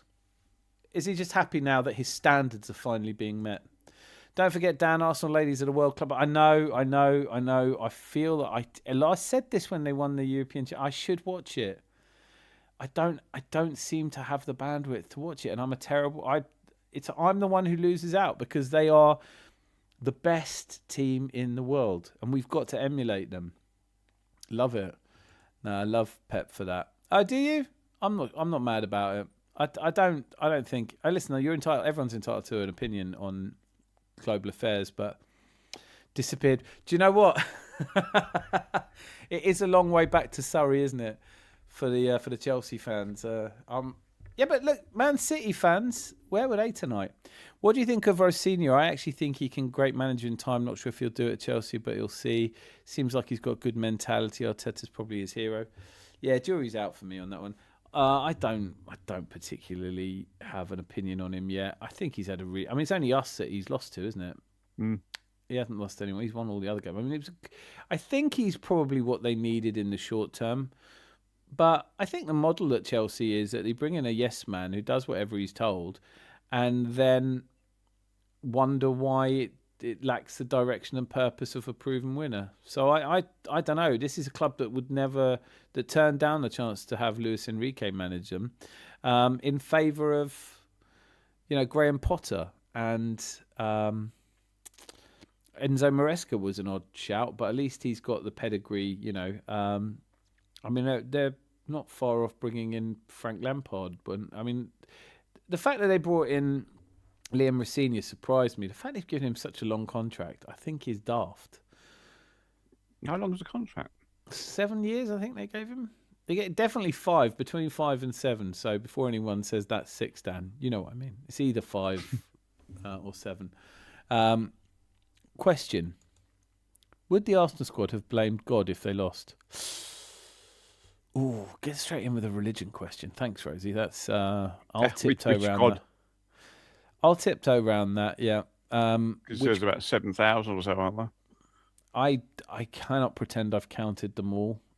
But I do like the question because it's something that we brought up before. I brought up before, saying that I feel a little uncomfortable when people are bringing religion into football because its unifying effect is that it doesn't matter what religion you are or what anything about you. You're all Arsenal when you choose to be Arsenal. The only thing I would add to that is there should be a way the rest of us can vote you out if you're constantly sniping at us because we haven't won enough silverware for you. But I thought we'd never progress to a final under Mick. I know there's a lot of people that are starting to have to backtrack very, very fast. You know, Tony Adams. We talked about this on Sunday. Tony Adams with his "We'll never win the league with Odegaard as captain." Oh, I didn't say that. I mean, I said that, but what I meant was completely different. You just listened to the words and didn't hear the wisdom. For senior people say look like a manager from the in-betweeners. Yeah. I thought it was a 5-year contract. Maybe no, it could well be 5. I can't remember is the honest truth, but I remember 5 years is a long time for a Strasbourg manager, isn't it? Why would you tie him down to a 5-year contract? You have no idea. I mean, it suggests that all you really need him to do is what he's told, and he's going to do that. You know, Steve Bruce was talking about it, and he was saying like he when he played under Alec Ferguson, you couldn't imagine him being told how long a player could play for, or you know, which player can play. Because the Reece James is mind-blowing. Reece James is definitely their best player. You need him for games like last night. Just wasn't even in the squad. The manly thing to do is backtrack on what was said before. It's not illegal to be wrong and admit it. It is. It is if you're a self-appointed, you know, narcissist, truth teller, fact spitter, then you believe that you're never wrong, and when you are wrong, you to backtrack by saying, yeah, well, it was I wasn't. I mean, I saw Lee Gunner do this the season. It looked like we might win the league, and Terry Fleurs and him were still working together. And Terry Fleurs says, "You're backtracking." And goes, "Well, this is what I wanted. That's why I was doing all the complaining. I wanted it to be like this." And you go, "So you genuinely think that the best way to get your team to perform is to slag off the supporters and the players and to call the manager a psychopath? Okay, good for you. Maybe support someone else. It would be much easier for everyone." Dan, hear me out. 6.5 years contract he's got. Is it? There you go. So it was in between 5 and 7. Wonder why 6.5 years though. I don't know. Well, maybe he's had half a year already because he was. Maybe they take a half year off every time he loses. Yeah. They take 2 months off every time he loses to us. Correct. Totally agree, Dio. Yeah. So granted, it's not illegal to be wrong. I think that's one of the. I am never afraid to say when I was wrong. I find it weird that there are people out there who have gotten into this mindset that they know so much about football. Because for me, it's like, well, of course I don't know as much about football as Mikel Arteta or Liam Rosenior or any of the people who play it for a living. I'm not a football expert. I'm a fan. So I have more questions than answers. I think the last time I was wrong was when I said that Arsenal's last game in the Champions League stage was away to Kairat. But it wasn't my fault. It was the BBC who were wrong, and I was just believing them. Blame the BBC. Blame Canada. Correct. Totally agree, Dio. My facts aren't even in the Epstein files. My facts go harder. Reece James is phenomenal. Glad he was injured last night. Don't know if he was injured or not fit. I don't know what's going on there. Excuse me. I know who typed that. Never admit you're wrong when silence lies when you're right. When silence lies that you're right. What's the quote that I love? Which is, if speaking proves if keeping silent makes people think you're an idiot, then don't break the silence to prove them right. Nick Fadley, click the like. I hope you have clicked the like. Guys, have you all clicked the likes? Because I don't check. Rosie, can you throw anyone out who's not clicking their likes? That's the minimum here. I have to subscribe, won't I? Hang on. Yeah, definitely. Yeah, I know you've subscribed. Yeah. I don't know how much about football. I know a bit about Arsenal, though. I think it served me well. Exactly. And you know what? Actually, boy, today it's a very, very good point, because you start to realise that when they go up to people like Paul Scholes and say, "What do you think of Arsenal?" He doesn't watch that much Arsenal. Tony Adams revealed he doesn't watch that much Arsenal. So when they have these opinions, it's not based on watching every minute, talking about it. So there is a point where I think, I do think that people who are passionate about their club often come up with more sensible opinions than people who are just asked on the spot to say something that will engage people in a clickbaity way. So I think, like, one of the reasons that when I see Boytendio in Deluded Stream or in any of them, there's a lot of sense gets talked. But there are people who are just saying things they heard someone else say, and we don't wish for that here. I was wrong when I said keep your chin up, guys. Arsenal are winning this season. If Rosie's saying it, I might have to bet against us. Dan Zanzi, top of the evening to you, sir. Charles is here. Great to see you. Sorry, jumped in late, but Q is the cheat tie mirror image of how Mikel wants KO ties perf away and shut up shop at home. Oh, right, okay. So, yes, that makes sense, though. I just think last season we were better when the second leg was away.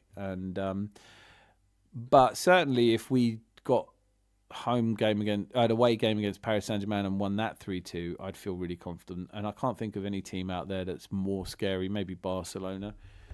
I'm giving huge credit to Mikel Arteta.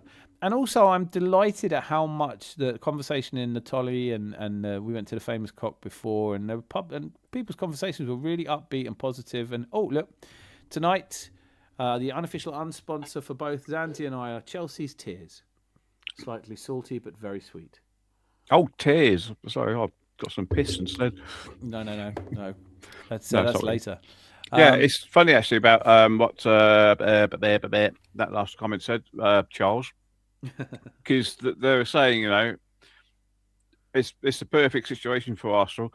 Go win away from home, and then when the other team come to, I was going to say Highbury, then the Emirates, all right, we're 2-0 up against you from the first thing. What are you going to do about it? I found it so bizarre that Chelsea, who know us, would come to the Emirates with 5 at the back to get a goal. I think from what Wazinha was trying to do is try and keep it level, try and sneak a goal. And that was it. He wanted it, but it didn't work out. You will have heard more about it than me, but I think he was like, manage it to the 60th, 70th minute, then get a goal. All of that's great, but it didn't work. So it turns out you're better off just trying to get a goal. Although, you look at Newcastle today at City, and that could have happened. It's better to remain silent, be thought a fool, than speak and remove all doubt. That's the exact quote. Thank you, Rosie. We're currently living in the best time to be an Arsenal fan for many years. Why don't people just embrace it and enjoy it? It's beyond me. Well said, Philip. I don't get it either. I can't answer that question. Or the only thing I can say is I'm very interested in psychology of it, and I've been doing quite a lot of reading around it. And one of the things that really stood out to me was it's a personality type that doesn't just support Arsenal. They are Arsenal. They adopt Arsenal as a reflection of their personality. Often, I would argue, because there's not enough personality there already. And so they go around and become the people, we all know some of this, become the people who their whole personality is Arsenal. So when Arsenal are doing really well, they're the most annoying gits, like Hamza on Don Hassam's show that goes on the top Big Six, and he's always talking about Man City standards, and has probably never been to a game in his entire life, and just decided 4 years ago, I'm a City fan, therefore I can speak about how shit other clubs are.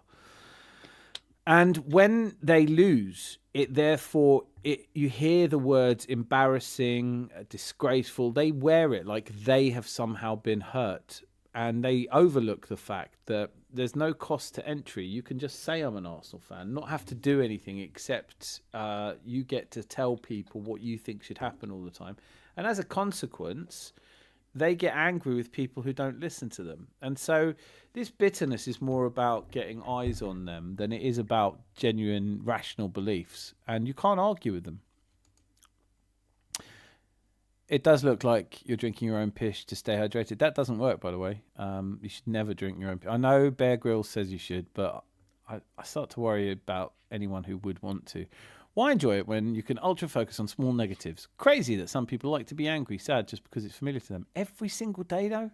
wake up every single morning and say something negative every single day. You are the language you use. You are the world you create through your own story. And those people, I'd love to just... What I've learnt, though, is that, yes, I get triggered by them. Yes, I go and watch them.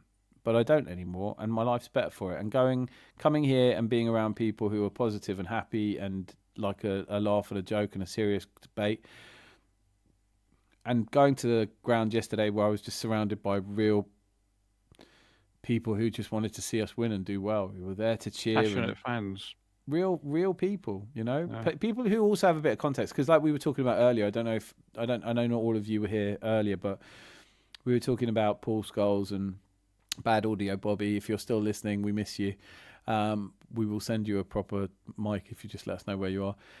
But we were saying about Paul Scholes looking after his son, and you think, yes, real people put family first. Then when you get these people who go, oh, if we lose, it ruins my whole weekend. And the guy's like got kids and he's in his 50s. And you just think, well, don't let it do that. You know, obviously but it becomes a race to be the most angry, the most upset. I love this club so passionately that I'll slag off everything about it for a living and do that every single morning diligently. But if we lose, it hurts me. And you think, something wrong with that all round. It's definitely, listen, I can't remember a better time to be an Arsenal fan.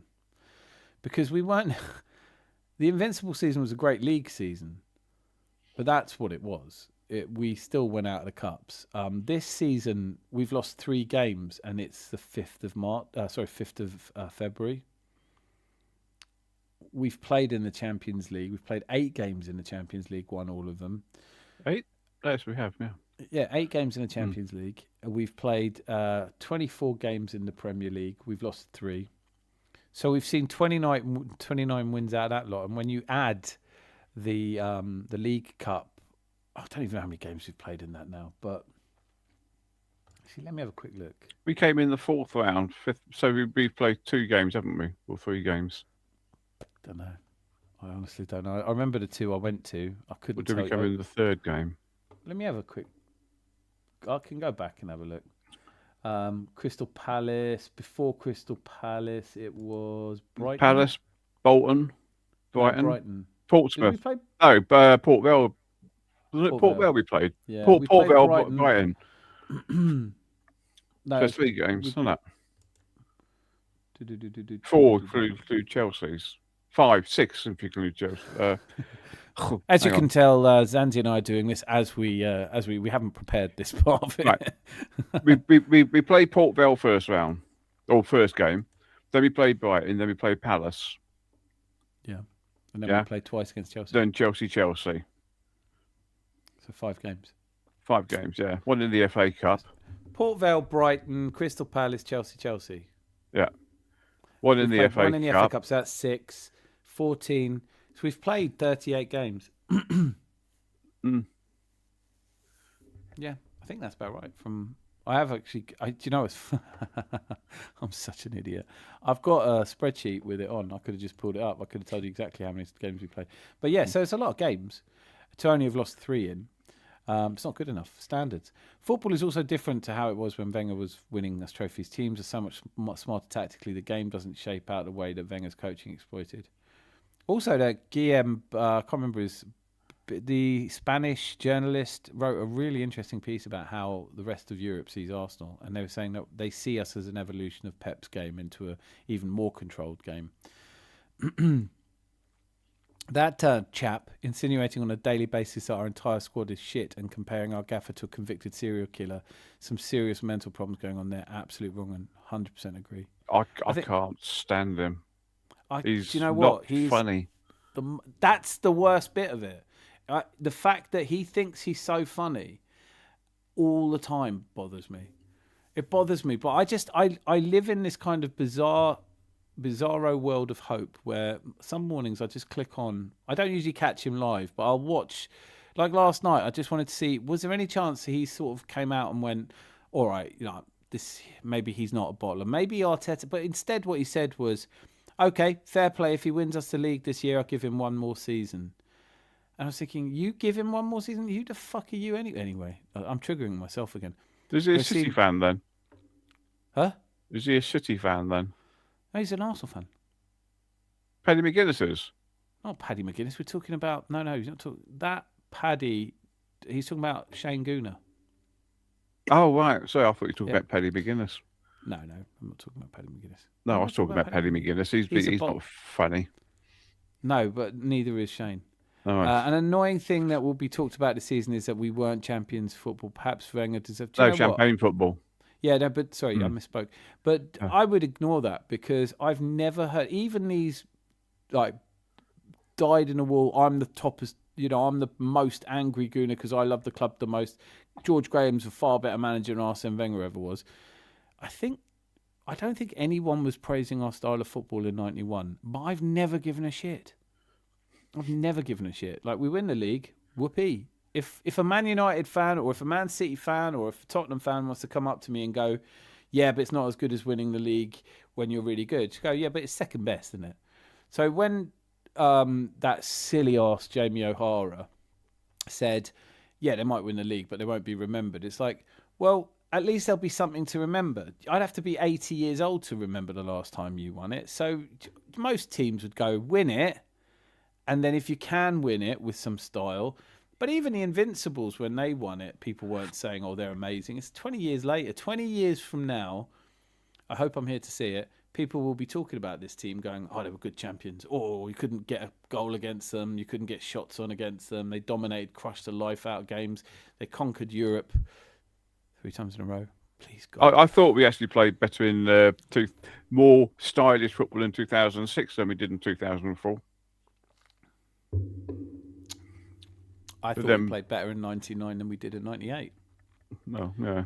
But then we didn't win anything in 2006, did we? I thought we played really good football 23-24, but I really thought that our best season was probably 23-24. We just came behind a Man City team that were determined and we couldn't beat them. And then the season after we were knackered, and this season we've bought well, and yeah, all right, Man City aren't a very good team. Liverpool have fallen off a cliff a little bit. Chelsea aren't strong enough. Villa haven't got the staying power of the squad. That's not our fault, is it? No. Like, if they couldn't see that they needed to have... If Pep Guardiola wants to spend all summer going, I like a small squad, and then spend all January talking about how difficult it is managing with a small squad, if Chelsea want to buy 15 wingers, and if, like, it's not... We haven't done anything that everyone else couldn't do. We've been consistent. Wenger's football erased how many years of boring Arsenal, now our own Gluminati that harken back to the past, have forgotten about it for the sake of agendas. Yeah, and they all go on about how much better George Graham was. And I'm like, I know for a fact some of them weren't there because I love George Graham. But they probably weren't even born then. I like Ian Selly. You know, he was an Arsenal midfielder when I was going. Just do that all day. You know, we have to kick a ball, do we? Nah, only one. Yep. A lot of it came from the AFTV crash out days, not to bash them. I'm not trying to bash them either, but this is the thing, isn't it? When Sid Vicious was asked if the Sex Pistols produced their music for Man in the Street, he said, no, I've met the man in the street and he's a see you next Tuesday. So I think when you take a microphone outside a football ground and just let people speak, the people that attract the most attentions are people like Yardman and, you know, Mr. DT. The people who have strong, confident opinions appeal to people. You like watching it. There's hardly any nuance in that kind of world, is there? It's not like, what do you think? Well, I think it was a good game overall. I think we slightly outplayed them, but there were lots of things to learn for the next game, and overall I'm happy. And then some guy goes, not good enough! Who are you going to watch? Ghostbusters. Dan, did you discuss that Telegraph article about our fans now in mainstream media? I didn't, Charles, and I very much want to, so I will do that next show. It was disgusting. It's like what the Telegraph has become in an effort to sort of catch up with social media. It's just pointless. It's not. I used to work for the group that owned the Telegraph, and I am disgusted from Sussex. Just talking about how we're objectively the worst fan base. That's an opinion. I don't need the Telegraph to tell me which is the worst fan base, especially if they get it wrong. Everyone knows it should be Tottenham. How do you know it doesn't work, Dan?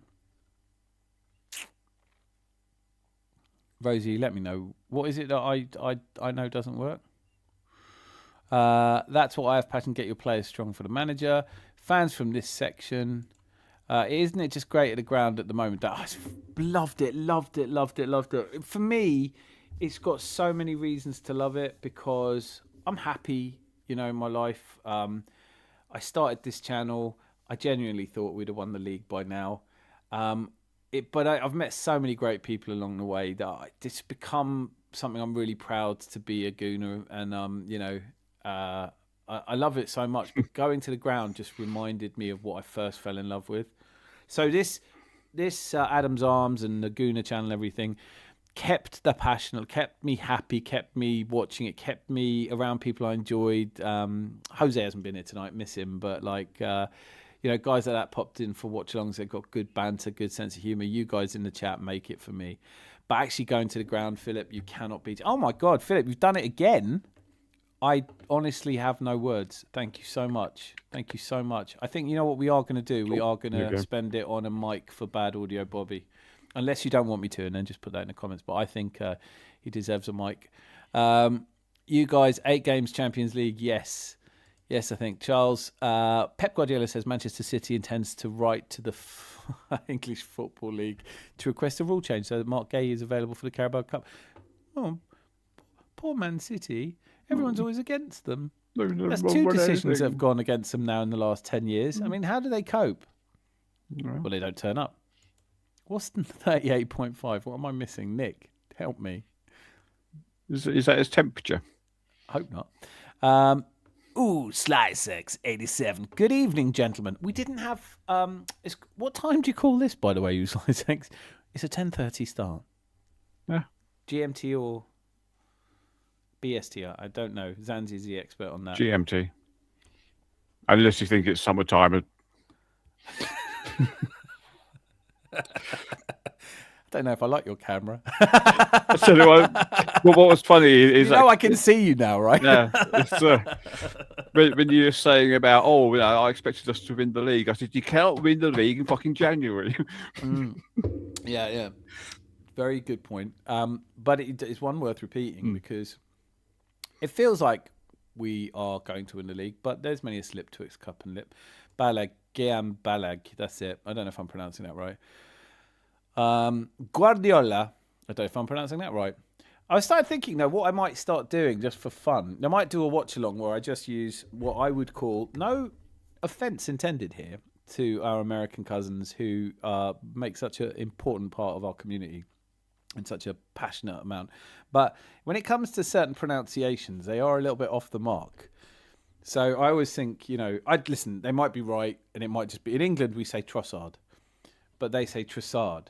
And so I was like, I'm going to start doing that. So Guardiola now becomes Guardiola, and that's how I'm now saying it from now on. Guardiola. Mikel Arteta and Guardiola... Going to be fun. I don't watch him at all. Blocked from my notifications. Yes. It also says it's too much to travel to London. Why finals cannot be organised in the north? He does like to bitch about coming down south. It might not have occurred to him when he took the job in Manchester because he probably had never heard of Manchester. And I think he just assumed it was a sleepy town in Surrey because But then you get there and it's like, it's a bit... It's a bit shit here, isn't it? It isn't great. His wife wouldn't live there with him. Yeah. They all speak funny. Funny, not funny. Because they all speak like this in Manchester, don't they? Manchester. No, Manchester. I do like people from the north. It is just a football banter, but yeah, Manchester. Some of my guitar heroes are... Well, one of them is a Manchester City fan. It's better than playing in Saudi. Not for the temperature, isn't it? For a cup. Oh, yeah, I see what you mean. Yeah, I mean, there's a point at which I will always respect Pep Guardiola because he is a phenomenal manager and has achieved well beyond what anyone could have expected from a single manager, right? He's just been everything that you want to. Treble, had it. 4 in a row, done it. 100 points, done it. Like, he's just... redefined football, and at times they were horribly boring to watch because they keep the ball, they stifle the game, and then they beat you whenever they want to. Some great players. The Kevin De Bruyne's, Gundogan, I thought was a great player. There's so many great players, right? So all of that. But throughout that time, he was always circumspect and he never criticised referees. And you kind of thought, I like this guy because, do you know what? He doesn't get involved. And then as soon as things start going against him, he's like, there's too much travelling. There's the referees hate us. And it's the FA. And then when he comes out and says, no, I don't think it's conspiracy. I don't think they all get together. But they definitely always make mistakes when it comes to Man City. And you just think, yeah, you've had it so tough. It's a proper little Cinderella story, that, isn't it? I am the gloomiest Guna gloomed. You're quite competitive, aren't you? Boyton Dio, I'm getting that sense. You don't mind being the best or the very worst. You're definitely not the gloomiest Guna ever. Look at this. They're coming late. What? Do we need to open up later? I don't know what we do here. This is why we stay on for so long. But true win is here. People would reminisce about the Eze hat trick. People will forget we beat Bayern and Atletico. We've had some statement wins. Went away to Newcastle. It's not looking so good now. But I have to say, actually, I think Boyten Dia is a real downer when he comes on there because he's always putting Arsenal down. He never thinks we're going to win anything. Yeah. And then all of a sudden he comes up with this quad loading thing and everyone thinks he's brilliant. Yeah. Just from constantly saying that he thought we were doing really well and we were playing really well. But, the mood's changed now. Get on board. Get with the times. Yeah. Where are we? Surely Gigi is a fan of Arteta's football. Surely George Graham. Yeah. I think this annoyed me about myself because I really felt like Arteta, 2 seasons ago, I started to see that he was kind of like a reincarnation of George Graham with that kind of total control, managing the way people appear, what they wear, everything. But also for that defence mind, that kind of like first we build the defence, then we'll buy some strikers. The criticism Arteta gets for never improving a player. The angry crew have a lot to answer for. Latest one was, does Mikel not care about the players' well-being? I know that's been the... Yeah, absolutely does. He signed them, you absolute drip. Does he care? Scrappy. No, do you know what really pisses me off? Is when they said, he's injured. I can't remember which player it was, but I think it might have been Nketiah. I was injured him. He goes, yes, by playing him on a pitch. Like, he's injured him because he played him. He's bought a player and played him. What's he thinking? What kind of an arsehole plays a player on the pitch with other players? That could easily get them injured. Yeah, I mean buying a goalkeeper and sticking him in goal. Oh, he's always doing shit like that. Yeah. That's the stuff that he's always trying to mega mind it, isn't he? He's always like buying a goalkeeper, playing him for a couple of seasons, then thinking another goalkeeper was better and replacing him. And then that prick of a goalkeeper gets 2 golden gloves in a row and proves everybody wrong. It's like there is no end to this nonsense. And then Philip Randall. That should be a chant, by the way. I'd put that to music. There's only one Philip Randall. Yeah, and then Arteta buys Rice. And what does he do? Sticks him in midfield. Right in the bloody midfield. Why didn't he put him in goal? What's he doing? He's tall for goal, isn't he? Yeah, absolutely hated it. I hate all of it. And then he buys Zubimendi instead of begging Thomas Partey to stay. It's just everything he's done is wrong. I don't know how he's won 8 games out of game in the Champions League, put us top of the table by 6 points and got us to a final. He doesn't know anything. No. The sooner we can get Lee Gunner in the sport I've got to remove this from the back of me. It's annoying me now. I quite like it. I like it. What are you going to replace it with? I've got to do that because I do. I belong to Arteta. It doesn't really work, does it?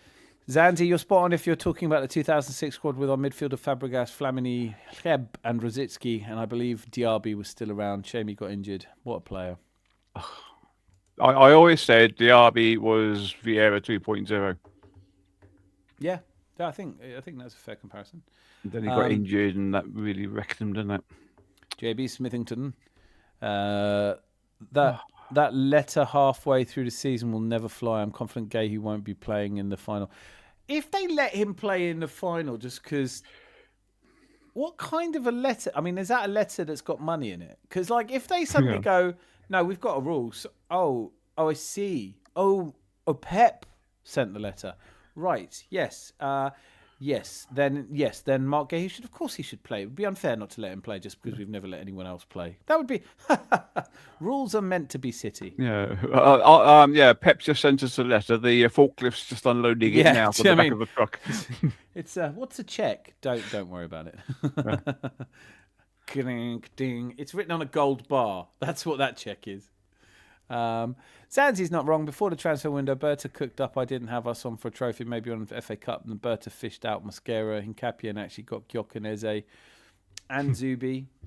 Oh, well, he didn't. All right, you can't really give him credit for Zubi. But listen, that transfer window, a lot of angry people were saying, how could you give that more than a 6 out of 10? And I think just felt to me, the first time I ever sat down and looked at what he'd bought, and I go, he's literally bought a cover in every position we were short.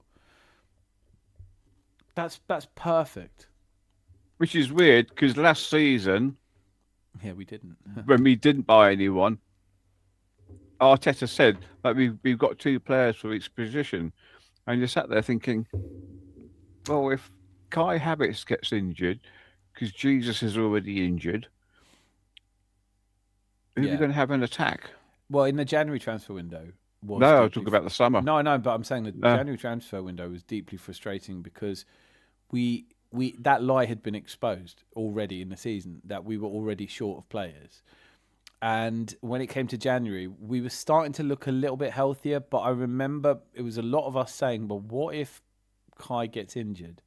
And then bang on, exactly as predicted, Kai gets injured. And Edu's like, oh, don't worry, we've got Raheem the Dream. Surely we're winning after all that.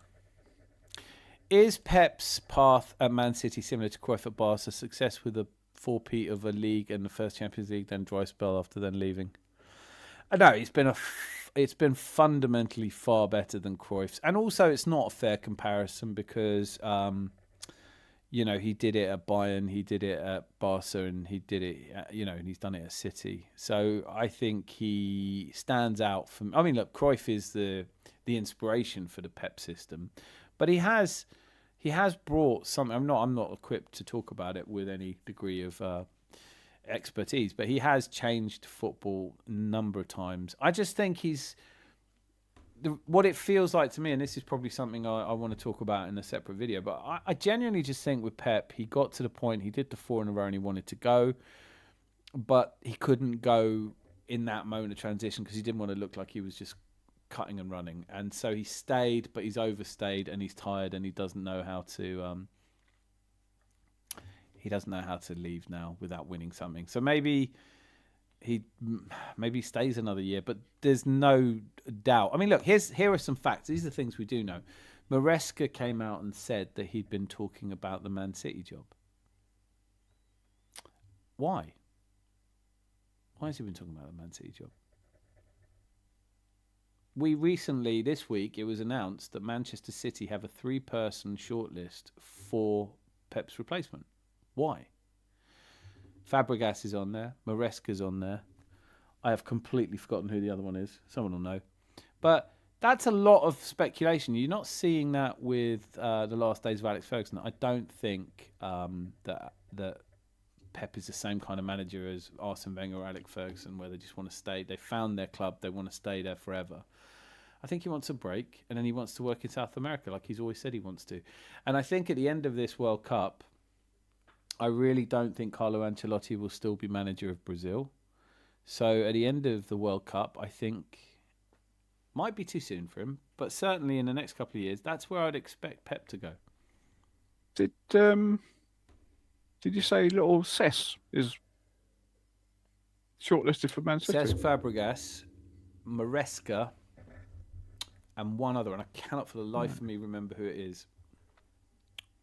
I got to ask you something about last night when Mr. Wozinho on the touchline tried to trap the ball. Oh yeah. No, we did. We had a laugh at that. Well, that was right in front of me. It was at the other side of the pitch, but yeah. No, that was brilliant. That was brilliant. Hull City, you say? Okay, yeah, that makes sense. Kepa, Madueke, Zubamendi, 2 and Norgard just in case of emergency. League Gunner in. Arteta got us to the UCL semi with a team I didn't think was good enough to beat Real Madrid. Yeah. It's the other thing, like when you compare Arteta's first season in the Champions League, the quarterfinal, Arsene Wenger's first 2 seasons with everyone will tell you much better squad because they did the double. We couldn't get out of the group stages, and it wasn't because we were playing great teams. We Lens, Dynamo Kiev, Panathinaikos, and we couldn't get out of that group. So now you look at his second season and go quarterfinal, semi-final. We lost to Paris Saint-Germain. We lost to the eventual finals. It was a poor performance.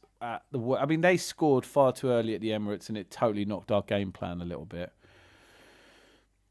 But right now, and I don't necessarily think we're going to win the Champions League. Sorry, it's hard for me to believe. All right, I know I say Quadlo. I want that enthusiasm, I want that energy. I don't quite have it for the Champions League, but you have to respect his performances. I mean, look at how David O'Leary. I was talking to Mr. Tom about it. David O'Leary is a hero to Leeds. Well, was a hero for getting them to the semi-final. Arteta, just for that, should get some respect. Newcastle United fans would like me saying this, but I think we'll try and hire Ollie Glasner summer too. Do you reckon? You don't think Carrick's bolted on? Arsenal FC going to do his coaching badges to make us a great team again? No, he isn't. He's still buying subscribers. It's all good and well people mention the record, but no one was talking about our record versus Madrid before that match. It was about how Arteta is going to... Well, I did a clip of it. Lee Gunner, who's very rarely wrong, every single day, if every single day is rarely, and he was going, it doesn't matter if we play Atletico Madrid or Real Madrid, both of those teams will put us in a spliff expeditiously. We beat them home and away. And I don't think that's what he was talking about, but then it's very hard to decipher put us in a spliff expeditiously. It's a very confused way of thinking. And I think we played Atletico Madrid recently, didn't we? And I don't remember them putting us in a spliff expeditiously. No. What was the Luke, you are savage. Was it 4-0? Yeah, it was 4-0. Yeah. They didn't even... I mean, that's all the people who want Diego Simeone to come and manage us. And you think, do you? Emery's a better manager. Yes, understand Eddie Howe got his first trophy 70 years. I think that's going to wear a bit thin for Geordies if they... Because Sandro Tonali joining us is his agent looking up, because he's 27 years old. He's had time out of the game for being silly and gambling. But Tonali, if you get to the start of next season, you don't want to be at St James's Park if they're not in Europe. Sandro Tonali, I thought he was only 25. I might be wrong. Sure he is. I thought he was, what did I say, 27? I thought he was 26, 27. Yeah, 25. 26 okay. in May. Okay, all right. So he'll be 26. Well, it's the same point, though, isn't it? He's not going to want to play his 25th, 26th, 27th year outside of Europe. It's just not. It's not, I don't know if it would. I think he'd still have an Italian place. They're not doing that well. But I actually caught him on a post. He was getting absolutely ruined in the comments, all on his own, flying his little cringy Arteta out shit. Who's that? I was desperate to get Kvicha, and so was I. Well, no, actually, no, I wasn't desperate to get it. I just couldn't understand why we didn't make any kind of offer. I couldn't understand. We talked about it on the show. The Real ex-manager, I think. Oh, is that who it was? Is that... Oh, of course it is. Xabi Alonso. You're absolutely right, JB. That's exactly it. So the three-man shortlist is Xabi Alonso, Cesc Fabregas, and Enzo Maresca. Much as Pep infuriates me, will undoubtedly be looked upon in 50 years as a trailblazer unless 114. I think the 114 charges are separate from Pep. I don't care what you say about it, but lots of teams have spent tons of money that have never produced what he produced. So he's a cut above. But I do think there's some truth, or it seems as though there's some truth to the idea that he's a sort of manager, you have to buy him the best players. But he's kind of earned that right, isn't he? It's like if you said the top chef in the world, because he's 3-star Michelin chef, can't make a really simple meal, but that's not what he's used to doing. They're different skills, aren't they? Pep's first trophy was beating us 3-0 in the Carabao Cup 2017-18. It came as full circle, Zanzi. Company, Silva, Aguero, all scored Eye of the Tiger this time. Charles, love your work there. Oh my God, he's appeared. Whoever said I would make a great coach, appreciate that big up. Yeah, absolutely. No, you should. You should appreciate that. Do not go to the trouble of looking up the word irony. It will not make sense to you. So Real Madrid social media during the build-up to the second leg at the Bernabeu for us was simultaneously the funniest thing as well. Disgraceful club this size. The remontada talk. Time for our remontada. Oh, they had videos and everything about that, didn't they? Don't you just love it though? What are they supposed to do? You know what? I think it's great. I like it when teams have the. I don't think there is a team in world football that has more self-confidence than Real Madrid. And, because they won all those Champions Leagues when there were only 4 teams in it, well done. And they are stupidly well-funded and blah, blah, blah. But I like a team to come out. I like it if they weren't all on the fence. We're going to give a good. I'd love it if I would have a lot more time for Liam Rosenior. And I'm not saying I don't have any time for him, but I'd have more time for him if he came out and said, "We're going to fucking have these. We're going for Arsenal. I've shit him," but he didn't. He just came out and said, He's a little bit beige. He's a bit vanilla. I don't like or hate him. I'm glad he's not Arsenal manager. I'd say that. Are we winding down now, do you think? I don't know. We're winding down. I want to see if we can throw in a Friday night stream just because it's such a big game against Sunderland. And we could do a small amount of football and then a lot of film chat if I can get Mr. Tum or anybody who's interested in doing film chat, of course. Clockenders, Arteta out, Lee Gunner in. Lee, we trust. He knows everything. He does. I remember one person saying to me, well, he's living a great life. I was like, I don't know, I think if drinking all day in your dressing gown, smoking a cigarette, I've got a few friends who've got a life that good. You can kind of fund that on the social. You don't really have to do much else, I'm coming for you, Gunner.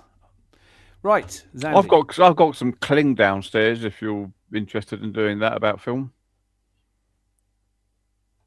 It's very good. Huh? Wait there, please. Okay.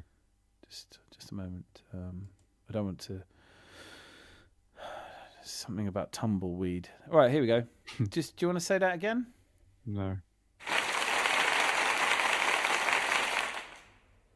Wonderful stuff. Used to do that when you just before I brought you on. I've forgotten that's there. Must use more of these. Okay, Zanzi. Over to you for your closing comments, your final argument, your thoughts. It's been emotional, but not enough to cry. Oh my God!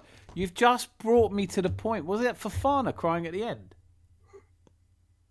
The Chelsea player. There was a player crying. What are you doing? Was it Fofana? I thought it was. Seemed to be most of them, actually. I love it, but what are you doing? Come on, guys. Apart from Palmer and Madueke were just walking next to each other having a chat, weren't they? Yeah. Is there any chance you could put a word in with your gaffer and see if I could come and play with you lot? Yeah. No. I noticed that Madueke was talking openly and Palmer was doing that. Isn't he going to Man United? Lucky, before we go, do you want Cole Palmer? Surely you do. What day we'll do the very big match Anglists? I think Friday. I'm going to stick my neck out and say, do you know what? Maybe not Friday. Might have to be a late one on Friday. What's this? He's taken your line. Been a monumental stream. Without the monu. Yeah. What day? I'm gonna I'm going to post in the community if we're doing a Friday show. I'd love to, but it might be better to do one on a different day because it's family day and I was away overnight, so I've missed out on some family time, which I don't like to do. When is Sunderland? I think it's 22nd, isn't it? It's this Saturday. Who's on the 22nd then? 3 o'clock. 3 o'clock. Oh, the 22nd of March is the cup final. Ah, so yeah, cup final. Duh. No, but Sunderland is 3 o'clock Saturday. Yeah. So obviously none of us can watch that. So have to wait for match de le jour. Look at that. Usai Sex only been here 5 minutes and even he knows it's been a monumental stream. Philip Randall, great show. Thank you both. No, thank you. Thank you so much. JB Smithington said, I'd take Palmer. We're going to have to come back to this, JB, because I just... No. That reminds me about João Pedro's face when Adama... Yeah.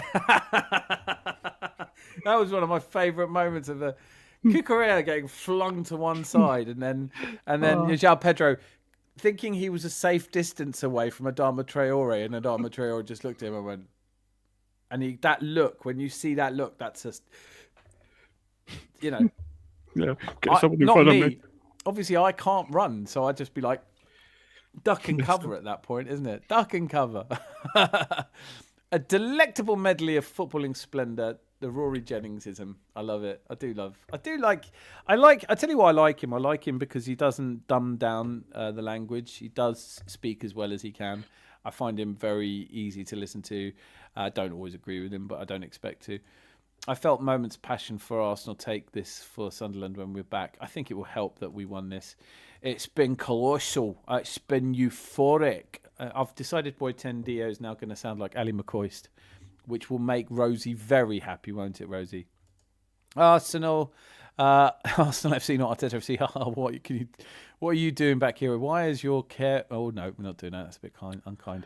Euphoria is a criminally underused word. Yes. I know you spelt it wrong, but I was overlooking that. You don't have to. You know when you get a spelling, I type quickly as well. Taking great efforts, great care, well done. Lucky, so glad you're here, mate. Macabre, also an underused word, but not many situations are macabre. No. No, that's a very good point. Of course it will. Of course it will. I do love Ali McCoist. Do you know what? One of the guy I think who deserves... Maybe we should start an awards program here. What do you guys think? Let me know in comments after the video. What would our awards be called? Because they're not going to be Oscars. But like a little statue of Tony Adams with his arms out like for the best at something. I think Ali McCoist, whenever I hear him as a co-commentator, he always makes me enjoy the game a little bit more. He's honest. He's smart as a whip. He's brilliant. Listen, Arsenal FC, because you're quite triggering. I don't know if you know this. Triggering, that just means you wind people up, right? But you do. You come in and you say the things that we avoid other channels for, and that's annoying. You know you're annoying. You must know you're annoying. You came into a very positive chat several times, and you've said things which are basically lifted from really negative people, and then you're surprised when people get fed up with you. That's just my opinion. Bottlers Awards. This is about... Oh, we can't be talking about bottlers. Something like that, though. You're on the right tracks. The pint size, or the half pint, or the... I don't know, something around that. The Demi-John Awards.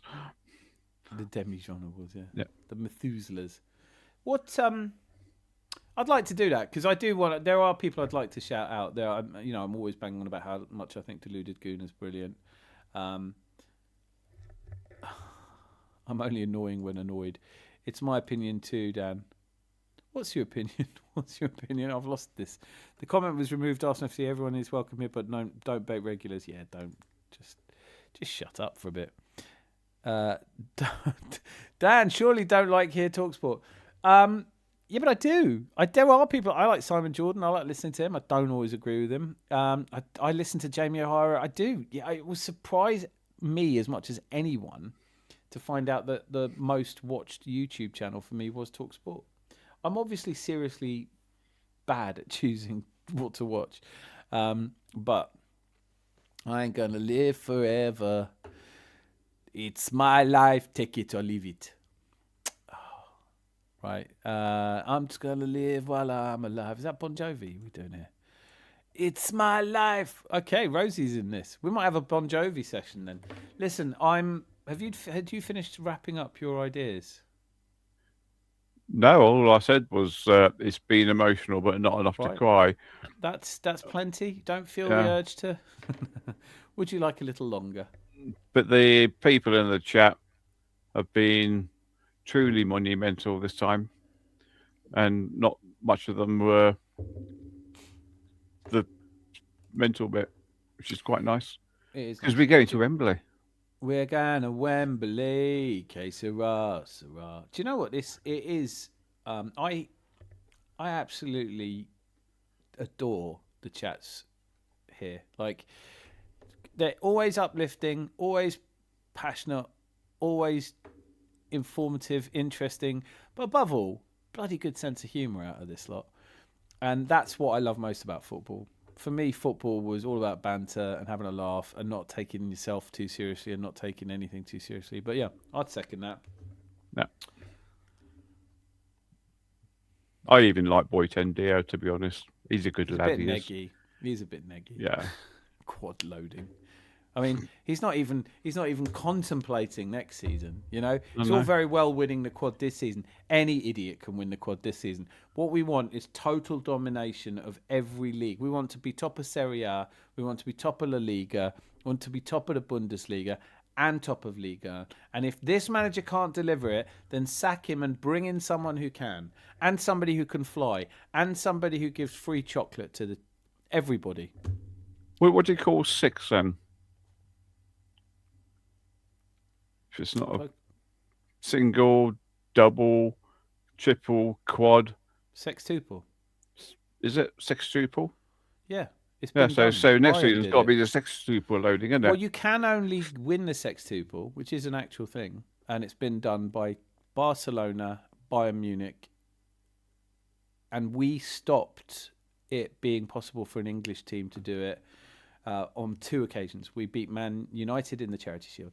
So the sextuple is the main cup competition of your country, the league, the Champions League, then the Charity Shield of your country, then the Super Cup and the World Club Cup. And there are 3 teams. I think it's 2 Barcelona teams and 1 Bayern team that have done that. Hansi Flick's team did it. They won 6 trophies in 9. PSG did. No, PSG didn't do it, did they? No, of course PSG didn't do it. They didn't win the World Club Cup. No. Sextuple is a dream. But in order to do it, we would have to win next season's Charity Shield and the Super Cup. We've got to do the Charity Shield next season, the League Cup, FA Cup. No, not the League Cup. Not the League Cup. Well, no, but if it's with our quad, then so we do the Septuple. Septuple, yeah. But then we've also got to do the Super Cup and the World Club Cup. Yeah. I thought there's another one as well. No, it's the Super Cup, the World Club Cup, Charity Shield, and the League, Champions League, and your domestic cup. All right. So, because we have 2 domestic cups in this country, but no British team's ever done the sextuple, let alone the septuple. And then, of course, we are into the realms of octuple, and I really want that. And I don't see why I shouldn't get everything I want. I could do a stream every morning at 10:30 and shout at people till I get what I want. What's the octuple then? 8. I know that, but what's the 8th one? It doesn't. Well, I don't care. I'm not paid to think. Or is it one that you have to wonder because it's the 8th wonder? Ooh, wonder what it is. That's far too highbrow intellectually. No, it just means you win the league again. I don't know. You've got to win 10 leagues in a row or something. Chat members are Dio and JB, but everyone's welcome. Love it. Everyone is a star. Massive love to Rosie. Oh, yeah, you still haven't finished your closing monologue, have you? I keep interrupting you. I was just going to Boyten Dios. He says sextuple, sextuple. He said that's a mythical pair. He said, I said, I bet that's Boyten Dio's dream, isn't it? Sextuple. Everyone's dream. I don't know. 6 in the bed. And the little one said, roll over. Yeah, no, like I'd fall out of bed and think, no. I'd rather. Have I finished? Yeah, I finished. I think. Yeah. All right. Well, O'Hara and Cundy, Benton Goldie, McCoy Ball, Jim White, not Jordan. No, you can stay. In the Oh car yes, I park. was going to say something actually.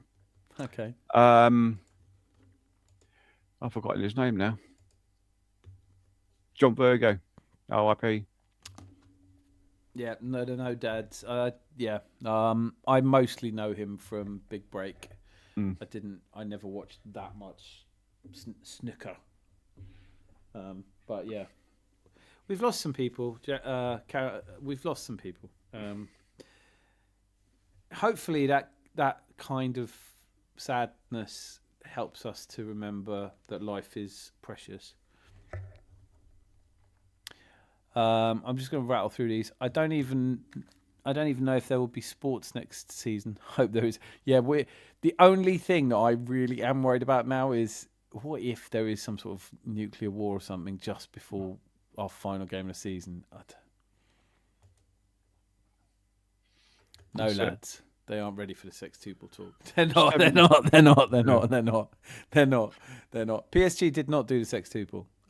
Just to repeat that. The Charity Shield isn't a trophy in England, though. To be fair, it's a friendly.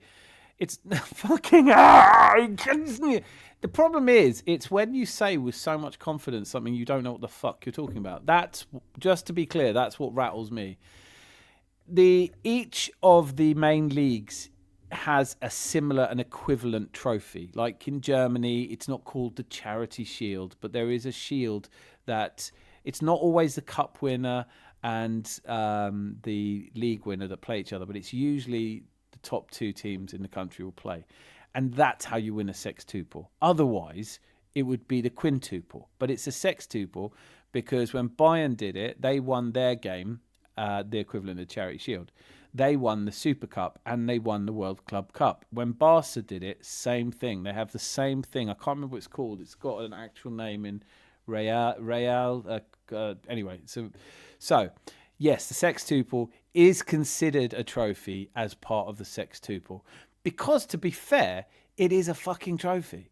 And it may not be one that everybody dying to win or that we count as a trophy in our trophy cabinet because we've got quite a lot going on there already. But frankly, it is one of the hardest trophies to qualify for, isn't it? So all this is not a trophy. I know where you're getting language like that from, but because you've only been watching football a very short amount of time, you have no idea of the significance of Charity Shield games. And it's not even called the fucking Charity Shield anyway. It's a Community Shield. It hasn't been the Charity Shield for over 20 years. So before you come in here going it's not a trophy, what do you think it is? Actually, I don't want to hear what you think it is. I've no interest in finding out what you hear. Oh, what was the time it was named after a shop or something like that, wasn't that? No, it's always been. It was always a Charity Shield. Then it stopped being the Charity Shield, and I think we played the one that wasn't the first Community Shield we played. I think it was in 90. Might have been 93, 92. Anyway, I'd have to look it up. But yes, it is part of. PSG won 6 trophies, including Intercontinental Cup, Super Cup, Champs League. Both no. Oh, it's too much work. Go and look up sextuple. Go and do that. Just don't. If I'm not your Google, right? Like you're not even asking questions. You're just coming in here telling me stuff that you don't know, thinking you know. But like, what you really need is a friend or Google. Yeah. John Virgo. Dan is our dangle. He's not a Google. I used to drink in a pub called the Vertical Refreshment Company, which everyone used to call the Vertical Dangler. It's on just off Store Street. Virgo, passed away 70. I want to say 79. We heard bad news. Legend of the game, John Virgo. Absolutely. You don't know what the fuck you're talking about, huh? I just watched snooker. Don't watch now. I haven't watched it in ages. I'll count as a trophy when it's a sextuple season. That's the only time you do count it as a trophy. Wait till we do the sex. Do you know what? Wasn't it? It was called the Rumbelows Cup, wasn't it? That's the League Cup. That was Cup it. Yeah, has the been League known Cup as is the the Rumbelows Cup, yeah. the Milk Cup, the Coca-Cola Cup, and for the longest time now, it's been known as the Carabao Cup. But I've never tasted Carabao, and I'm not sure I'm saying that right. But definitely, the Charity Shield was the Charity Shield for a long time, and then it was the the Community Shield, and it's still called the Charity Shield by people our age because we can't change. But when you're 15 or whatever, I don't actually really want to know how old you are, but start telling me it's not a trophy. I've by the way, that's such a wanky thing to say to me anyway, because it's not like I've sat here going, well, actually, I said we've won one trophy under Arteta. I don't count the Community Shield. Yeah, no, because I can remember when the Rumbelows Cup. I think we won it when it was the Rumbelows Cup, wasn't that? No, I think we we won the Coca-Cola Cup in '93, and it was a Littlewoods Cup in '87. I think we may have played Luton and it was a Rumbelows Cup, but you can't quote me on that. God. Yeah. There is a reason we've only won this twice and been in 7 finals or 6 till now. I can't actually remember. I've definitely expunged at least 2 of the finals from my memory. I tried the Drogba final, I'll give you, because I thought we played all right in that, took the lead. But it should be the Ruibas Teacup. It only counts as a trophy when Pep wins it. Yeah, fair. Yeah, because I can remember when the Rumbelows Cup was won, there's this totally random girl was being presented to all the players, and everyone was looking at her thinking, who the fucking hell is that? And apparently she was an employee of Rumbelows. Yeah. Oh, you know what? That's horrible. You've just made me think. I think that was 87. I might have been wrong about that. Then maybe we did win the Rumbelows. I think I would have. That's embarrassing because I remember that. Because I what can't. You said, I think I wouldn't have watched that because if Arsenal aren't in it, I wouldn't have bothered with the League Cup.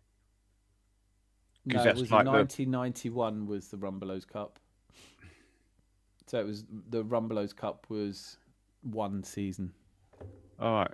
Who was in that between then? Manchester United and oh,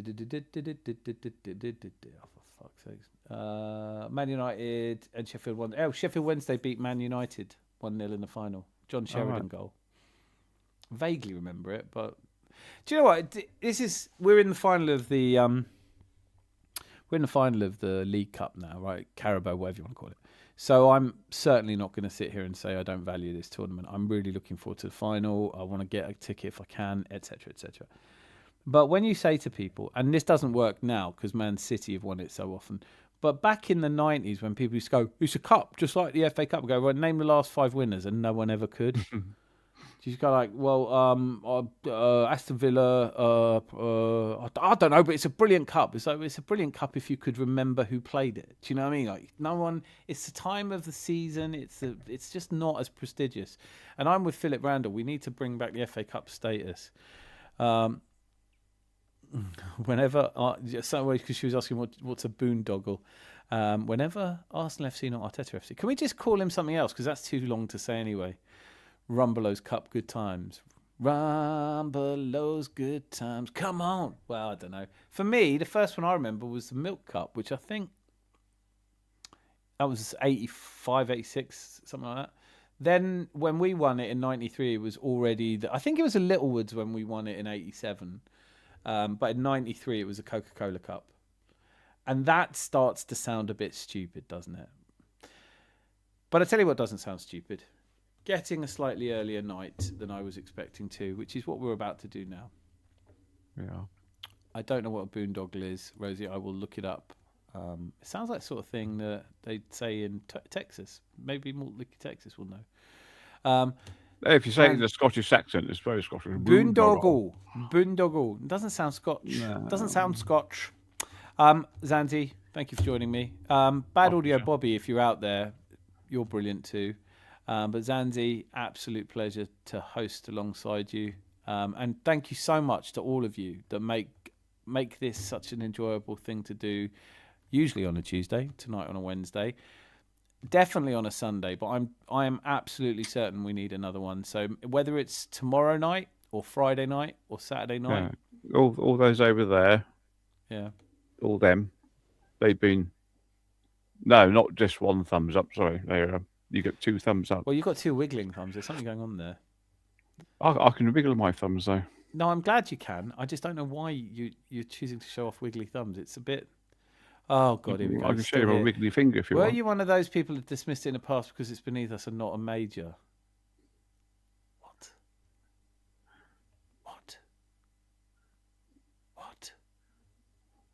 Good night, everyone. Take care. Rosie, you are absolutely outstanding, and I'm so grateful that you're here. Thank you.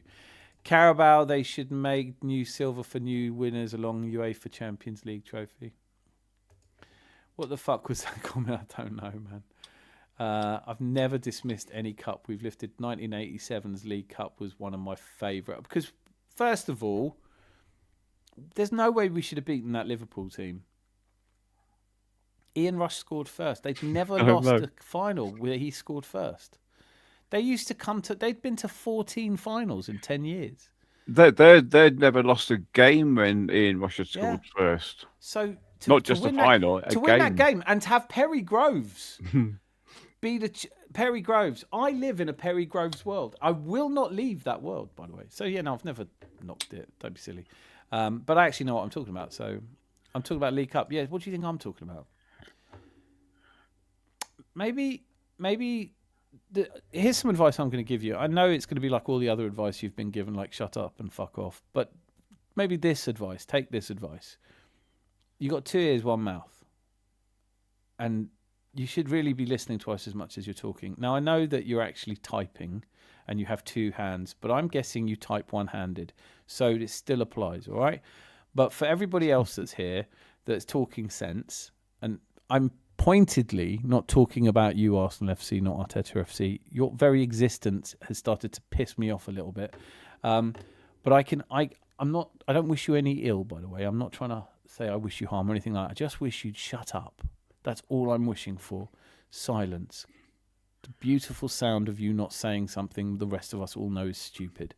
And then expecting us to explain why. And then paying no attention to the explanation. So, for everybody else who are absolutely patient as hell and have not... I know, it's the whole account. It's everything about it is so bad. Especially this season, he made this account and bought... I don't know what offends me more, the name of the account or the fact he bought 20,000 subscribers, 27,000 subscribers, and his last video got like 100 watches. It's just... Anyway, enough. Thank you all for being here. You are all magical and wonderful, and I leave you with... Silence. Some music. You know, actually, it's going to be music, but just a weird thing popped up. Be lucky. Lots. Raga Jungle Ensign, the Guna sound system. We come for mash up the dance tonight.